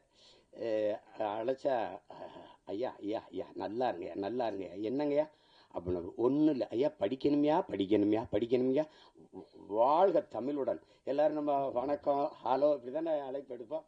நான் அழைச்சவொன்னே நான் தானே தெரிஞ்சிடும், வாழ்க தமிழுடன் சொல்லுங்கய்யா அப்படி பேசுவோம். அவ்வளவு ஒரு அன்பு. தமிழ் கடல்னா தமிழ் கடல் தான்.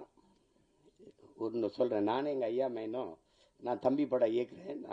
நாங்கள் எல்லாம் ஒன்றா பணி செய்கிறோம். அதில் கவி பேரரசு முத்தமிழ் பேரறிஞர் ஐயா வைரமுத்துக்கிட்ட பாடல் வாங்க போகிறோம் 2 பேரும் இல்லையா ஐயம்மனே. அப்போ இங்கே இருக்குது ட்ரஸ்ட்புரத்தில். அங்கே போய் உட்காந்து பேசிக்கும்போது நான் அறிமுகப்படுத்துகிறேன் ஐயாவோட பையன் இருந்தேன். உட்காருங்க உட்காருங்கன்னு பேசிட்டு ஐயா சொன்னது ஞாபகம் இருக்குது வைரமுத்து அவர்கள். தம்பி, கம்பன் கூட அவன் எழுதின காப்பியத்தில் கொஞ்சம் வரியை மறந்தாலும் மறந்துருப்பான், ஆனால் அப்பா மறந்துருக்க மாட்டார் அப்படின்னு இல்லையா. அவ்வளோ பெரிய அறிஞன் அவர். தமிழ் கடல்னா சும்மா இல்லை, அப்படி ஒரு பேரறிஞருடைய பெரிய தமிழ் பொக்கிஷத்தினுடைய மகன் எங்களுடைய ஐயா மகன். எனக்கு எப்போவும் எங்கள் ஐயா மகன், அவருக்கு எப்போவும் நான் அராஜகன்தான். அதுக்கப்புறம் சொல்லணும்னா எங்கள் அண்ணன் எம்எஸ் பாஸ்கர் சொல்லி சிரிச்சுக்கிட்டு தான், இவன்லாம் ஏன்டா நடிக்க வந்தான்னு சில பேரை தோணும். எங்கள் அண்ணன் ஏன் இவ்வளோ நாள் நடிக்க வரலைன்னு தோணும். ஒரு பின்னணி கலைஞனாகவே இருந்து திரைமறைவிலே தன் குரலாலேயே பல பேருக்கு நடிப்புக்கு உயிர் ஊட்டிய ஒரு மாபெரும் கலைஞன். ஒரு காலம் அவரை கைவிடாமல் கொண்டாந்து நம்ம முன்னாடி நிறுத்திடுச்சு. எந்த கதாபாத்திரம்னாலும் ஆகச்சிறப்பாக செய்யக்கூடிய ஆற்றல் இன்னைக்கு தமிழ் திரையுலகில் எங்கள் அண்ணனுக்கு தான் இருக்குது. அது பல படங்களை சொல்லலாம். அது சிறிய கதாபாத்திரம் பெருசு அப்படிலாம் கிடையாது, அதுவும் ஒரு தவம். இப்போ என் தம்பி சொல்லும்போது சிவாஜி மாதிரின்னு எங்கள் அண்ணன் கூச்சப்பட்டார். நாங்கள் உங்களை சிவாஜின்னு சொல்லலை, அது மாதிரின்னா மாதிரின்னு அப்படின்னா அந்த ஈடுபாடு. உதாரணமாக இப்போ எங்கள் ஐயாட்ட சொல்கிறேன். எங்கள் ஐயாவுக்கு பசுமன் படத்தில் நடிக்கும்போது அண்ணன் சிவகுமாரை உங்களுக்கு தெரியும், அது ஒரு பிசாசு. ராதிகா மேயரை தெரியும், அவங்க ஒரு பிசாசு. எல்லாருமே மிகச்சிறந்த கலைஞர்கள், அந்த திரையை வந்து உயிராக நேசிக்கிற ஒரு கலைஞர்கள். இது எங்கள் அப்பா, அப்போ கண்ணன் ஐயா ஒளிப்பதிவு எல்லாம். இப்போ இவங்க என்னன்னா எப்போ படப்பிடிப்புனாலும் அதிகாலையில் ஒரு 5 மணி, அதிகாலையில் ஒரு 4 மணி அப்படி வச்சா இங்கேருந்து வண்டி போய் நாங்கள்லாம் நிற்கும்போது ஒரு நாற்காலியை போட்டு ஒரு ஆள் உட்காந்துருக்கோம். அது யாருன்னா எங்கள் ஐயா நடிகர் திலகம் அவர்கள் உட்கார்ந்துருப்பாங்க. தினம் கூச்சப்படுவாங்க, என்னடா நம்ம இவ்வளவு முன்னாடி வந்தோம், அதுக்கு முன்னாடி வந்து உட்கார்ந்துருக்காரடா அப்படின்னு நினச்சி இவங்க எல்லாம் கூடி பேசுகிறாங்க. நாளைக்கு எப்படியாவது நம்ம சீக்கிரம் அவருக்கு முன்னாடி ஒரு 5 நிமிஷமாக அதுக்கு முன்னாடி வந்துடணும்ட்டு. புரியுதா அவங்களுக்கு? எல்லாரும் பேசி வச்சு வரும்போது அதே மாதிரி முன்னாடி நாற்காலி போட்டு உட்காந்துருக்காப்புல. என்னடே ஐயோக்கிய பிள்ளைலாம், எனக்கு முன்னாடி நீங்கள் வந்துடுவீங்களா அப்படின்னு.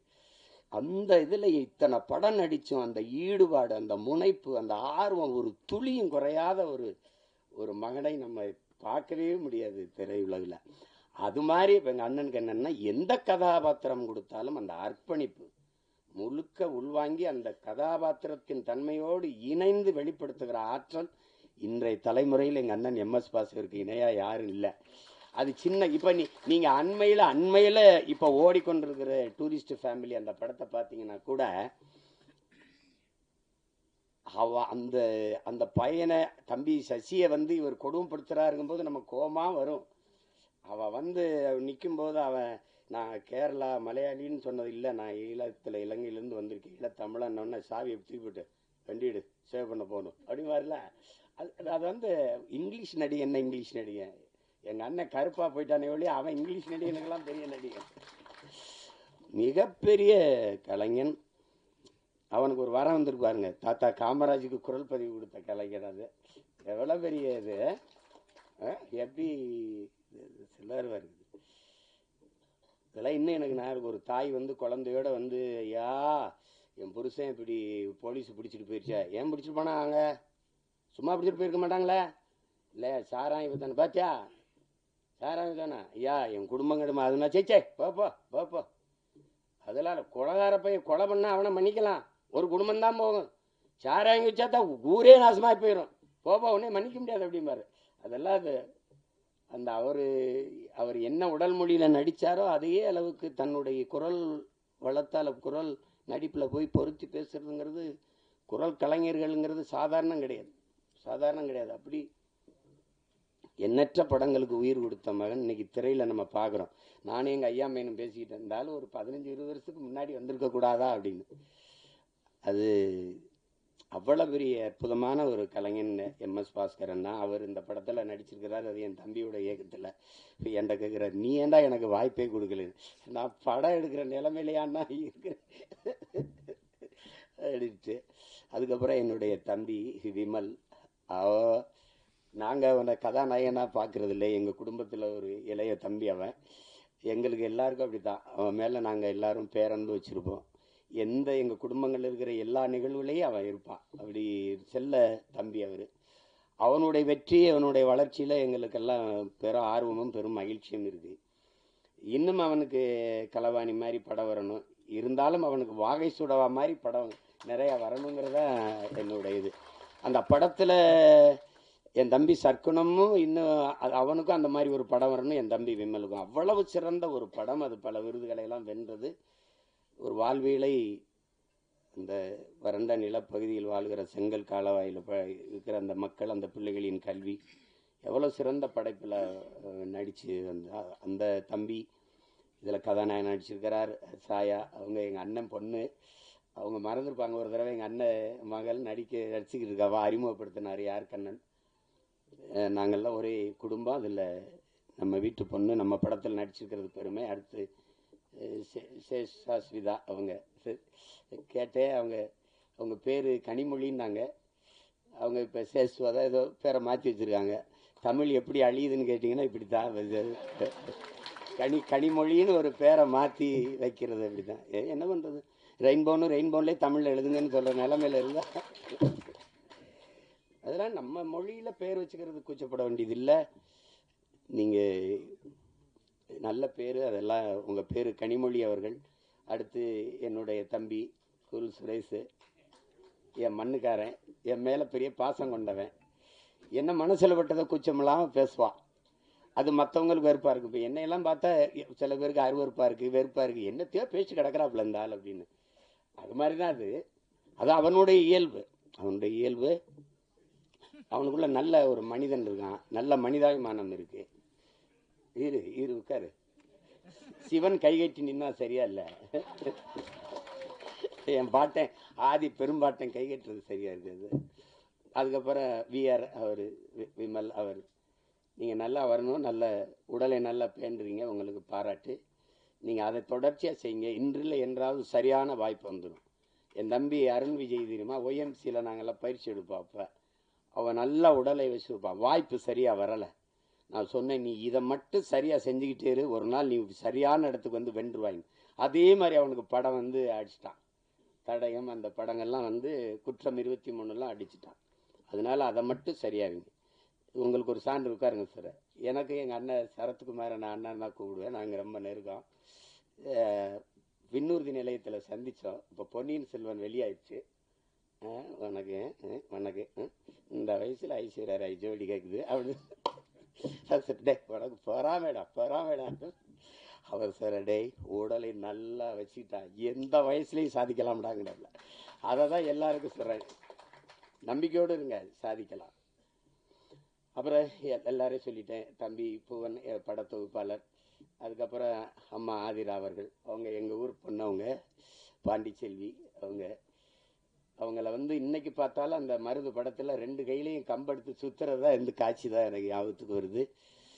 ரொம்ப அருமையான பெண்மணி. நமக்கு தமிழ் திரையுலகில் கிடைச்ச ஒரு இயல்பான முகம், இயல்பான நடிப்பை வெளிப்படுத்தக்கூடிய ஒரு திறமையான கலைஞர் அவங்களுக்கு என்னுடைய அன்பும் வாழ்த்துக்களும். எல்லாரையும் சொல்லிட்டேன்னு நினைக்கிறேன். என் தம்பி சுகுமார் இருக்கான். திரையுலகத்தை தாண்டி நடிப்பு, இதை தாண்டி என் மேல் அன்பு கொண்ட ஒருத்தன். அவனுக்கு மொழி இனப்பற்று அதிகம். காதல் படத்தில் இருந்தே தம்பி சுகு எனக்கு தெரியும். அப்புறம் மகேந்திரன் சிறந்த கலைஞன். அவனுக்கு வாய்ப்பு சரியாக அமையலை. அவன் நடித்த சல்லியர்னு படம் இருக்குது, சல்லியர்கள், அதில் அவன் தான் கதாநாயகன். மிகச்சிறப்பாக நடிச்சிருப்பான். இருக்கானா போயிட்டான். மகேந்திரன் ரொம்ப சிறப்பாக நடிச்சிருப்பான். ஒரு போராளியாக வந்திருப்பான். அவருக்கு காலம் இருக்கு, எங்கே போயிருப்பது. நல்ல திறமையான கலைஞன். அப்புறம் என் தம்பி துரைமுருகன், சரி, அவன் சமூக பற்றாளர், சமூக ஆர்வலர். ஆமாம், என் தம்பி கிடாரி அப்படின்னா உங்களுக்கு தெரியும். அது காலையில் கிடாரி மாடுகள் நாங்கள் சொல்லுவோம். அது ஒரு திமிர் எடுத்த திணவு எடுத்தது அது சொல்லுவோம். அது கிடாரி படத்தில் ரொம்ப அருமையான இது கையாண்டிருக்கு. குறிப்பாக எங்கள் அண்ணன் வேல ராமூர்த்தியுடைய கதாபாத்திரம் எனக்கு இன்னும் மனசில் இருக்குது. தம்பி பிரசாத் முருகேசன் அவர்கள். அதை நாங்கள்லாம் அந்த படத்தை பார்த்து யார் இயக்குனர்னு நான் எங்கள் ஐயா மேனும் பேசி பார்ப்பேன். மத்தகம் பார்த்துட்டு தான் கேட்ட ஐயா மேனை, யார் ஐயா மேனை இவ்வளவு சிறப்பாக எடுத்துக்கு, எங்கள் கிடாரி பட இயக்குனர் தானோன்னா அதுக்கப்புறம் நானே அழைச்சி பேசி வாழ்த்தினேன். ரொம்ப திறம்பட்ட, அவனுக்கு என் மேலே அன்பு இருக்கு இல்லையோ, அவனுடைய மகனுக்கு என் மேலே பேரன்பும் பிடிப்போம். என்னை பார்க்கறதுக்காக வந்திருக்காருனாங்க, நான் அவனை சந்திக்கணும். இது எல்லாரையும் சொல்லிட்டேன். என்னுடைய தம்பி கார்வண்ணனை பற்றி உங்களுக்கு சொல்லணும். நாங்கள் அவர் எந்த திசையில் இருந்தார், நான் எந்த திசையில் இருந்தேன்னு தெரியல. ஆனால் எங்களை ஒரு ஒரு உணர்வு இணைக்குது. அது எங்களுடைய மொழி இனப்பற்று. அப்போ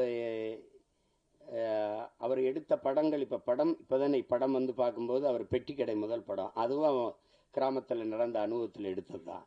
அதுக்கப்புறம் தமிழ் குடிமகன், அது என் தம்பி துரை சொன்ன மாதிரி ஒடுக்கப்பட்ட தமிழ் சமூகத்தினுடைய நிலையை, இன்றைக்கு அந்த நிலை இருக்குது அப்படிங்கிறத படம் எடுத்தார். என்னுடைய தம்பி சேரன் அவர்கள் நடிச்சிருந்தாங்க. ரொம்ப அருமையான படம். நான் திரையில் பார்க்க முடியல, தொலைக்காட்சியில் தான் பார்த்தேன். அதை பார்த்துட்டு நான் பாராட்டி வாழ்த்து அறிக்கையெல்லாம் கொடுத்தேன். ரொம்ப சிறப்பாக இயக்கியிருந்தார். அது உரையாடல்கள், திரைக்கதை, போக்கு எல்லாமே மிக நேர்த்தியாக இருந்தது. அடுத்தது இப்போ இந்த படம் மிக சிறப்பாக வரும்னு நினைக்கிறேன். அவர் தொடர்றதுக்கு ஒரு பிரச்சனையை, அந்த பிரச்சனையை பயந்து தான் அதை சரி செய்ய முடியாமையே போயிடுது. அது ஒரு சமூகத்தில் இருக்கிற பெரிய அவலம் தான். சில இதை பேச மறந்துடும் இல்லையா. மேல்பாதி மங்கலத்தில் கோயிலுக்குள்ள விடலைன்னா நமக்கு எதுக்கு பிரச்சனைன்னு நினைக்கிறாங்க. அது ஓட்டுக்காக நிற்கிறவன் தான் அதை சிந்திப்பான், நாட்டுக்காக நிற்கிறவன் அதையெல்லாம் சிந்திக்க முடியாது. நீ போட்டா போடு, போடலைன்னா போ, சரி எதுவோ அதுதான். உலகத்தில் என் அன்பு சொந்தங்கள் உங்களுக்கு சொல்லுவேன், உலகத்தில் சாதித்த எல்லோரும், இந்த உலகத்தை இவ்வளவு பெரிய மாறுதலுக்கு கொண்டு வந்த எல்லோரும் தன் மனச்சான்று வழிகாட்டுதன்படி நடந்தவன் தான் இவ்வளவு பெரிய மாறுதலை கொண்டு வந்திருக்கான். நீங்க சின்ன சமரசம் செஞ்சாலும் அது சரியா வராது. வெளியில என்ன சொல்றா, நீங்க ஒவ்வொருத்தனும் என்ன சொல்றான், உலகமே உன்னை இதை செய் என்று சொன்னால் சரியில்லை என்று பட்டால் செய்யாத, உலகமே செய்யாதே என்று சொன்னால் சரி என்று பட்டால் செஞ்சிருந்தான். அதுதான் கோட்பாடு. அதை தான் நம்ம செய்யணும்.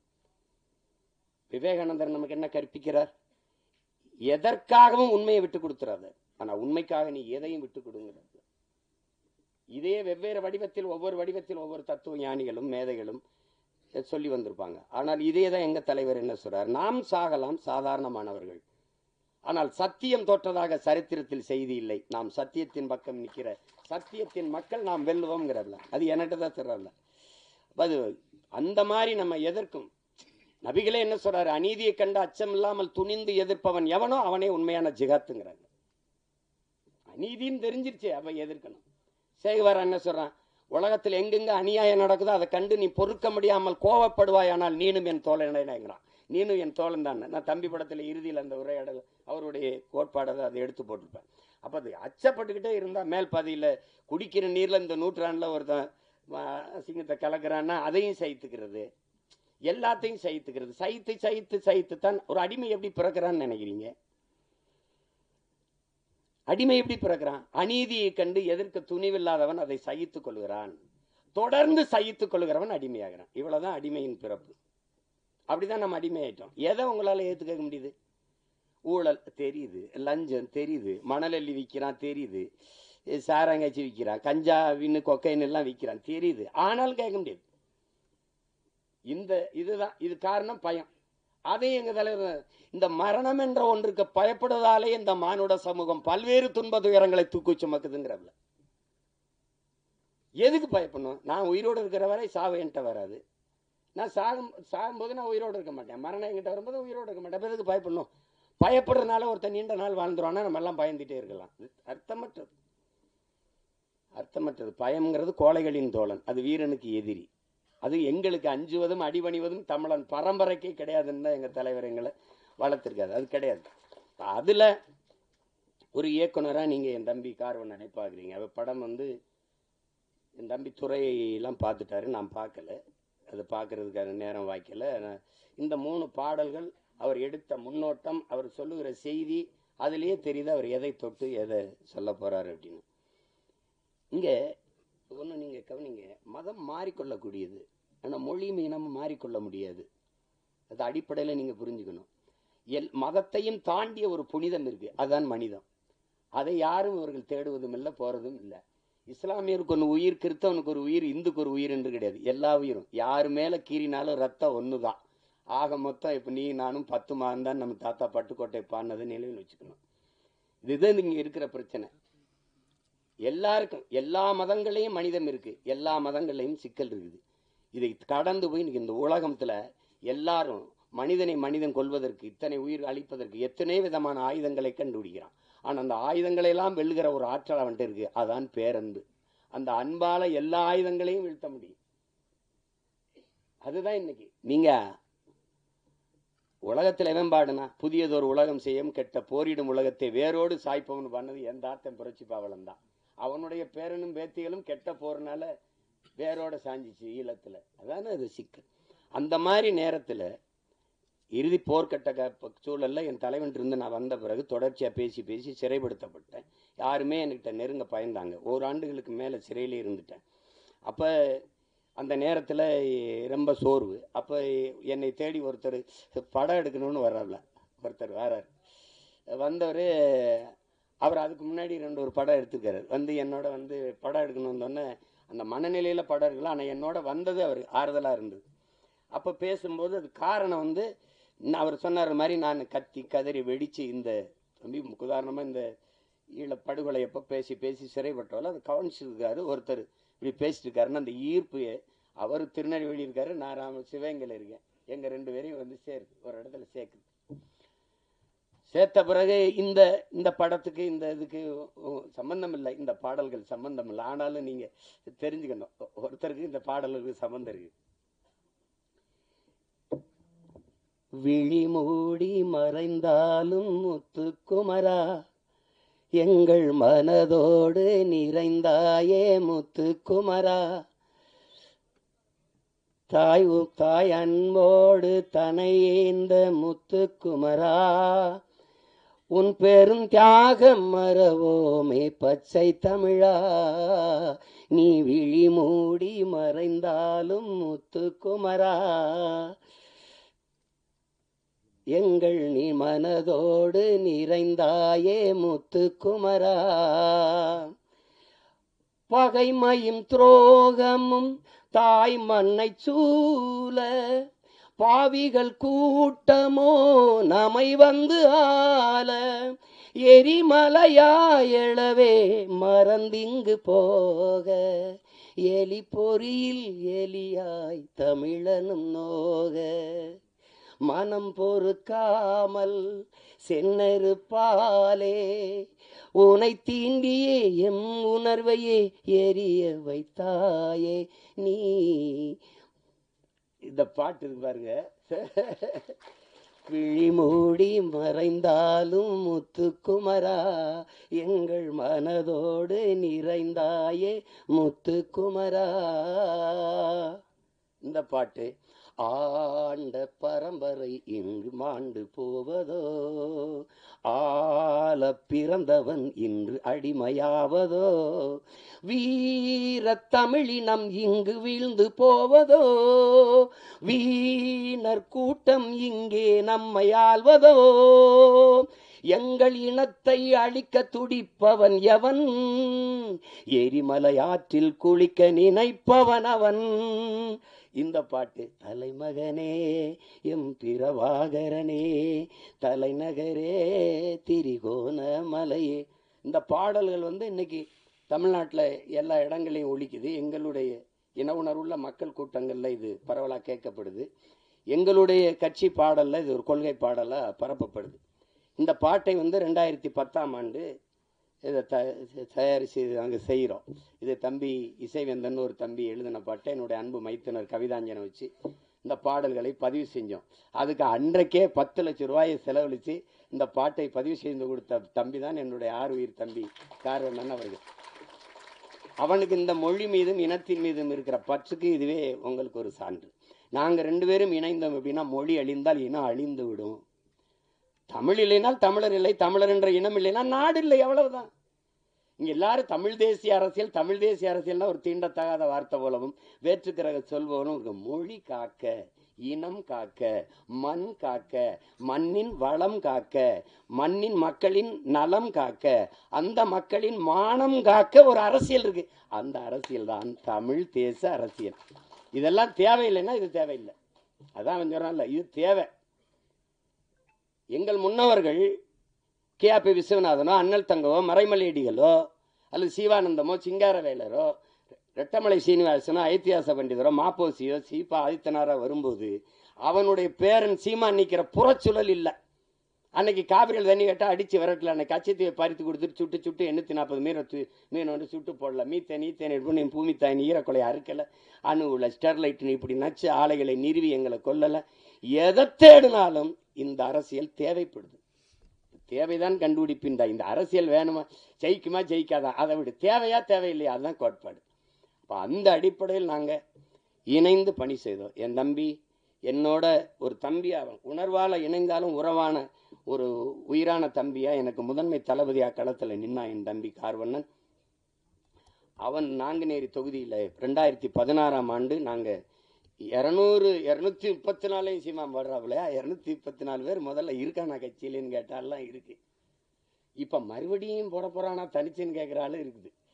அப்போ போட்டோம். அதில் நாங்குநேரியில் ஒரு தளபதியாக நின்று களத்தில் பணி செய்தவன் என்னுடைய தம்பி கார்வண்ணன். வெறும் திரைப்பட இயக்குனர் நினச்சிக்கிங்க. அவனுக்குள்ளே இருக்கிற போர்க்குணம் தான் இந்த மாதிரி கதைகளை தொடணும்ட்டு. அன்னைக்கு அவனுக்கு ஆதரவு இல்லை, இன்னைக்கு அண்ணன் இருக்கேன், அண்ணனுக்கு பின்னாடி பெரிய படை இருக்கு. அதனால் அது ஒன்றும் இல்லை. இது திரையரங்கு கிடைக்குமா கிடைக்காதான்னு ஒரு அச்சப்படுற சூழலில் நம்மளை தள்ளி விட்டுருக்காங்க. அதெல்லாம் மாறும். அதுக்கு ஒரு காலம் வருது. காலம் வரும் என்று காத்திருந்த தலைவனின் பிள்ளைகள் இல்லை, எங்களுக்கான காலத்தை உருவாக்கிய தலைவனின் பிள்ளைகள் நாங்கள் எல்லாரும். நீரின் போக்கில் நீரில் நீஞ்சினவங்க இருக்கான், நெருப்பாற்றில் நீஞ்சியவன் எங்கள் தலைவன், அவன் பிள்ளைகள் நாங்கள். இதெல்லாம் ஒன்றும் இல்லை. உங்களுக்கு எல்லாருக்கும் சொல்கிறதுக்கு முன்னாடி என்கிட்ட ஒரு தடவை பேசும்போது பேச்சுவாக்கில் சொல்கிறாப்புல, இந்த சாவு மனிதன் இந்த மரணம் ஒன்று பயப்படுறதுனால தான் எல்லா சிக்கலையும் எதிர்கொள்ள வேண்டியது இருக்குதுன்னு ஒரு தடவை சொல்லிடுறாரு. திருப்பி தம்பி போகிறான் திருப்பி அப்படிங்கும்போது ஒரு தடவை சொல்கிறார், சாக துணிஞ்சிருங்க எல்லாம் உங்களுக்கு சாதாரணமாயிருன்ட்டு. ஏன்னா சாக பயந்தவன் தரித்திரமாகிறான், சாக துணிஞ்சவனே சரித்திரமாகிறான். சான்று சாக்ரட்டிஸ் மரண தண்டனை விதிச்சாச்சு. அது குப்பியில் விஷத்தை ஊற்றி வச்சாச்சு. 1 மணி நேரம் கழித்து குடிக்கலான்றான். யாரு? விஷத்தை ஊற்றினவன். வச்சு கை எடுக்கிறது எடுத்து குடிச்சிடறவில்ல. சாவுக்கு பயப்படல. 1 மணி நேரம் கழித்து குடிக்கலான்றான். உங்களுக்கு அவகாசம் கொடுக்குறவன் எடுத்து குடிச்சிடறவில்ல. அதனால தான் அவன் சரித்திரத்தில் அவனுக்கு இடம். உங்களுக்கு புரியுதுன்னு நினைக்கிறேன். பகத்சிங் மன்னிப்பு கடிதம் எழுதி கொடுத்தா விட்டுறேங்கிறான் தூக்கு சண்டனில். ஆளுநருக்கு கடிதம் போகுது, பகத்சிங் அனுப்புகிறான். மன்னிப்பு கடிதம் தான் பகத்து கேட்டான்னு நினச்சி பிரிக்கிறாப்ல. பிரிச்சா பைத்தியக்காரா நீ என்ன நீ தூக்கில் போட சொல்லியிருக்க, அதை ஏற்க முடியாது. நான் உனக்கு அரசியல் போர் செஞ்சுருக்கேன், அதனால என்னை துப்பாக்கியில் சுட்டு கொள்ளு, இல்லைன்னா பீரங்கி வச்சு என் நெஞ்சை பிளந்து கொள்ளு, தூக்கில் போடாத. ஏன்னா வந்து அப்படிதான் உங்களுக்கு அதை படிச்சுட்டு அவனுக்கு வேர்த்திருச்சு, மிரண்டுட்டான். அதனால தான் சரித்திரத்தில் அவனுக்கு இடம். உங்களுக்கு புரியுதுன்னு நினைக்கிறேன். இவன் வந்து நண்பர்கள் சொல்கிறாங்க பகத் நீ வெளியில் வா, நம்ம வந்து இன்னும் வீரியமாக போராடலாம், ஒரு மன்னிப்பு கடிதம் தானே எழுதி கொடுத்துட்டு வந்துருன்ட்டு. பகத் சொல்கிறான் எல்லாரையும் போல தான் எனக்கும் வாழணும்னு ஆசை இருக்குது, ஆனால் நான் வெளியில் வந்து வீரியமாக போராடுவதை விட இந்த மரண கயிற்றை துணிஞ்சு முத்தமிட்டன்னா பகத்தை போல வீரமிக்க மக்களை இந்த மண்ணின் விடுதலைக்கு பெற்றுத்தர வேண்டும் என்று எண்ணற்ற தாய்மார்கள் விரும்புவாங்க, அதனால நான் அந்த தூக்கு கயிறை முத்தமிடுறேன்ட்டு. ஆனாலும் பகத்துக்கு அந்த வீரமிக்க மரணத்தை வெள்ளக்காரன் தர சரியா இல்லை, சம்மதிக்கலை. தூக்கு தான்ட்டான். தூக்கில் போடும்போது அவன் கேட்குறான், நீ ஏன்டா அந்த காலத்தை ஏன்டா நீ வந்து துப்பாக்கியில் சுட சொன்ன, ஏன் பீரங்கில சுட்டு கொள்ள சொன்ன? இல்லை, என் உடலிலிருந்து கடைசி உயிர் துளி பிதுங்கி வெளியேறுகிற வரை என் தாய்நிலத்தை என் கால்கள் தொட்டுக்கொண்டே இருக்கணும், அதுக்கு தான் நான் என்னை துப்பாக்கியில் சுடுன்னு சொன்னேன்றான். திருப்பி தூக்கில் போடும்போது அந்த கருப்பு அங்கி போட்டு மூடுவான்ல, பிளாக் மாஸ்க்கு, 2 பேர் தான் எடுனவன், ஒன்று பகத்சிங் இன்னொன்று சதாம் ஹுசேன். உங்களுக்கு தெரியும் நினைக்கிறேன். எடுறான்ட்டான் பகத்சிங், அந்த கருப்பு துணியை எடுறான்ட்டான். எடுத்துட்டு போட சொன்னேன், ஏன்னா அந்த விழி பிதுங்கி என் உயிர் வெளியில் கசிந்து போகிற கடைசி நொடி வர துளி வர என்னுடைய கண்கள் என் தாய் மண்ணை பார்த்துக்கிட்டே சாகணும்டான்னா. அதனால தான் பகத்சிங் இன்னைக்கு அது நம்ம சரித்திரத்தில் இருக்கான். சேகுவேராவை சுடுறதுக்கு எதிரி நிறுத்தும்போது இப்படி குறி வைக்கிறான். அப்படி குறி வைக்கும்போது, டியர் காம்ரேட், நீங்கள் என் நெத்திக்கு குறி வைக்கிறீங்கன்னு நினைக்கிறேன், கொஞ்சம் இடது பக்கமாக வாங்க, இப்போ சுடுங்கன்ட்டான்.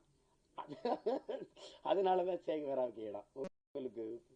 அப்போ மரணத்துக்கு பாய்ந்தவெல்லாம் உங்களுக்கு விவேகானந்தர் சொல்றாருல, வரலாற்றில் எப்போதும் வீரர்களுக்கு தான் இடம், அடிமைகளுக்கு இடம் இருந்திருக்கு, ஏன் ஏழைகளுக்கு கூட வரலாற்றில் இடம் இருந்திருக்கு, கோழைகளுக்கு ஒருபோதும் வரலாற்றில் இடம் இருந்தது இல்லை.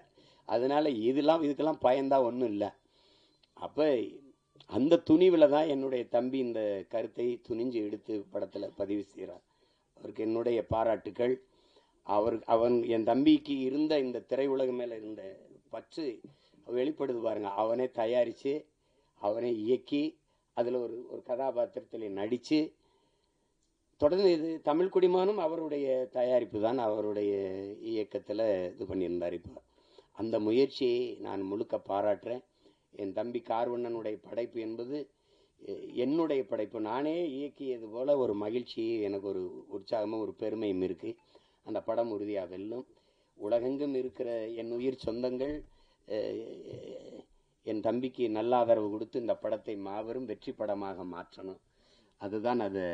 ஏன்னா அரிய படங்கள் வந்து தவிர்க்கப்பட்டது. ஒரு நல்வாய்ப்பாக இன்னைக்கு உங்களுக்கு அயோத்தி, இந்த டூரிஸ்ட் ஃபேமிலி, இந்த மாதிரி படங்கள்லாம் வந்து மக்களால் ஏற்கப்பட்டுருச்சுங்கும் போது மனசு ஒரு நிறைவாக இருக்குது. இப்போ என் தம்பி சூரியோட மாமன் இதெல்லாம் நல்லா ஓடுதுங்கிறாங்க. கேட்டுக்கிருவேன் ஒவ்வொரு தடவையும், ஐயா மேன் அது பார்த்தீங்களா, ஐயா மேனை பார்த்தீங்களா, நாங்கள் 2 பேரும் அராஜகம், இந்த மலையாளத்தில் ஒரு படம் வந்திருக்கு, அதில் இருக்கு, ஓடிடியில் பார்த்துருங்க அப்படின்னு. அப்படி அந்த மாதிரி நாங்கள் ஒருத்தருக்கு ஒருத்தர் பரிமாறிக்கிறது. ஏன்னா இவங்கெல்லாம் சொல்கிறாங்க, நீங்கள் வேறு தளத்துக்கு போயிட்டும் இதை நேசின்னு, காதலிச்ச பொண்ணு வேற ஒருத்தனை கல்யாணம் பண்ணிட்டு போனாலும் நல்லா இருக்கணும்னு வாழ்த்துற மாதிரி தான் இது. இது ஒன்றும் செய்ய முடியாது. எங்கள் அண்ணன் என்கிட்ட வந்து சொல்லும்போது, திரைக்கலை பேச்சு ரெண்டும் இராணுவத்தின் வலிமை மிக்க 2 பிரிவுகள்ப்பா, ஒன்றை செய்ய ஒன்றையோ கைவிட்டக்கூடாது, நீங்கள் 2ஐயும் செய்யணும்னு. ஒன்றை செய்ய 2ஐயும் செய்யணும் தான் நினைக்கிறேன். அதை என் தம்பிக்கே திரையரங்கு கிடைக்காதுன்னு பயப்பட்டான்னா எனக்கு என்ன ஆகும்னு நீங்கள் யோசிக்கிறோங்க. அது கடினம். அதனால் படம் எல்லா தம்பிகளும் எடுக்கிறாங்க, படை கட்டத்தான் பெரிய யாரும் இல்லை. அதனால் இந்த வேலையே எனக்கு சரியாக இருக்குது, என் தம்பிகள் அதை செய்யட்டும். ஆனால் இதை பார்த்து ரசித்து வாழ்த்துறது அது என்னுடைய பொறுப்பு. இங்கே என் தம்பி கார்வண்ணன் சொன்னால், நம்மளை நாம் பாராட்டலை யாருன்னு இல்லை, அது சொல்லி சீசர் சொல்கிறான், நீ வந்து அடுத்தனை உன்னை எந்திரிச்சு உன் தகுதியை பாராட்டுற வர பொறுத்திருக்காதரா, நீயே எந்திரிச்சு பேரறிவிப்பு செஞ்சிரு, நான் ஆக சிறந்தவன் அப்படின்னு சொல்லிருன்றான். அதனால இப்போ எங்கள் அண்ணன் MS பாஸ்கரை நாங்கள் பாராட்டலாம், யார் பாராட்டுவா? இப்போ என் தம்பி கூல் சுரேஷ் அவனே பேசிட்டான். ஆனால் நீங்கள் என்ன நினைக்கிறீங்க, அவனை பைத்தியக்கார மாதிரி பார்க்குறீங்க. இதுதான் பிரச்சனை. எங்கள் அப்பா இங்கே பாருங்கள், எங்கள் அப்பா இங்கே பாருங்கள், பசும்பன் படத்துக்கு பாட்டு இசைக்கிறது முதல்ல ரகுமான் அவர்கள் தான் இசை. அவன் 2 பேரும் வண்டியில் போயிட்டுருக்கேன். எங்கள் அப்பாவே வண்டி விட்டுறாங்க. வண்டி விட்டு அதில் வந்து சொல்லுக்குள் வார்த்தையை சுருக்கி வைக்கும் சூத்திரதாரி கண்ணனுடைய ஆகாயத்தின் மறுபக்கத்தையும் அவருக்கு பார்க்க இப்படி வருது விருப்பி எழுதி. அப்போ இப்படி நம்மளை நாமளே பாராட்டி பேசிக்கிறது நல்லாவா இருக்கு? கேட்குறவங்க ஒரு மகனே நம்மளை நாமே பாராட்டிட்டா தாண்டா, வேற எவனும் நம்மளை பாராட்ட மாட்டான்டா. அப்போத்தான் நான் முடிவு பண்ணேன், நீங்கள் ஓடும்போது எவனும் உற்சாகப்படுத்த கைதட்டலாம், நீங்களே கைதட்டிட்டே ஓடிட வேண்டியதுதான், வழி கிடையாது. உங்களை நீங்களே உற்சாகப்படுத்திக்கிறணும். இல்லைன்னா யாருமே பாராட்டணும் இந்த சமூகம் முன்னாடி வரவனுக்கு தான் கைதட்டும், 3வது வரவனுக்கு கைதட்டாது. அவன் சொல்கிறான்ல, முன்னாடி வந்தவனுக்கு 1வது வந்தவனுக்கு கைதட்டுற, அவன் வெற்றி கழிப்பில் இருப்பான், நீ கைதட்டுறதே அவன் காதில் விழாது. ஆனால் 3வது வந்தவன் முதுகில் தட்டி கொடு, அவன் மரணம் வரைக்கும் உன்னை மறக்க மாட்டாங்கிறான். அதான் முக்கியம். அதனால நம்ம பிள்ளைகளுக்கு ஒன்று இருக்குது, தோல்விங்கிறது ஒரு பெரியது. தோல்வி தான் வெற்றியின் தாய். தோல்வியே சொல்லுது, என்னையை தொட்டு விட்டு போனவன் தோற்றதாக வரலாற்றில் செய்தி இல்லைன்னு, இல்லையா? எளிதில் வென்றவனின் இதயம் மலரை விட மெல்லிதாக இருக்கும், தோற்று தோற்று வென்றவனின் இதயம் இரும்பை விட கடினமாக இருக்குன்றான். அதனால அது ஒரு சிக்கல் இல்லை. இந்த இந்த படத்தை பொறுத்த வரைக்கும் அதில் என் தம்பி அவன் சொல்ல வந்த செய்தி, அதை எடுத்துக்கிட்ட செய்திக்கே ஒரு பாராட்டு, அந்த துணிவுக்கு ஒரு பாராட்டு. இல்லைன்னா நீ சீமானின் தம்பியாக இருந்து பயனே கிடையாது. அதனால் உனக்கு பாராட்டு. உலகமெங்கும் இருக்கிற நம் உயிர் சொந்தங்கள், நல்ல திரைப்படத்தை ரசிக்கக்கூடிய, ஏற்று பாராட்டக்கூடிய, கொண்டாடக்கூடிய மக்கள், இங்கே நல்ல திரைப்படங்களை கொண்டு போய் சேர்த்த செய்தியின் தூதுவர்கள் இருக்கிறார்கள். இங்கே ஊடக உறவுகள் எல்லாம் மதிப்புமிக்க பெருமக்கள் எல்லாம் இருக்கிறாங்க. அவர்களுக்கெல்லாம் சிறந்த படத்தை பாராட்டி கொண்டு போய் சேர்க்கணுங்கிற பொறுப்பும் கடமையும் உள்ளவர்கள். உறுதியாக இந்த படத்திற்கு பேராதரவு கொடுப்பார்கள். என்னுடைய தம்பி தன்னுடைய முழு முயற்சியில் அவரே எழுதி இயக்கி தயாரித்து நடித்து, தம்பி விமல் அவரோட இளம் கலைஞர்களை எல்லாம் இணைத்து கொண்டு உருவாக்கி இருக்கிற இந்த பரமசிவன் ஃபாத்திமா இந்த படம் மிகப்பெரிய வெற்றியடைய என்னுடைய வாழ்த்துக்கள். அதிலே கலை இயக்குனராக பணிபுரிந்த என் தம்பி வீரசமர், ஒளிப்பதிவாளர் என்னுடைய தம்பி சுகுமார், குறிப்பாக இசையமைப்பாளர் தீபன் சக்கரவர்த்தி, என்னுடைய தம்பி கவிஞர் ஏகாதேசி, எல்லோருக்கும் என்னுடைய அன்பும் வாழ்த்துக்களும். என்னுடைய ஆறுயிர் இளவல் என் அன்பு தம்பி இசக்கி கார்வணன் அவர்களுக்கு என்னுடைய உள்ளம் நிறைந்த அன்பும் வாழ்த்துக்களும். படத்தின் வெற்றிக்கு என்னுடைய வாழ்த்துக்கள். உங்கள் அனைவருக்கும் என்னுடைய அன்பும் வணக்கமும். நன்றி. நன்றி. நன்றி சார், தேங்க்யூ ஸோ மச். நீங்கள் எல்லாருமே கிளம்புறதுக்கு முன்னாடி இந்த குழுவோடு நீங்கள் உரையாடணும்னு நினச்சிங்கன்னா, ஏதாவது கேள்விகள் படம் சார்ந்து கேட்குறோன்னு நினச்சிங்கன்னா, ஓகே.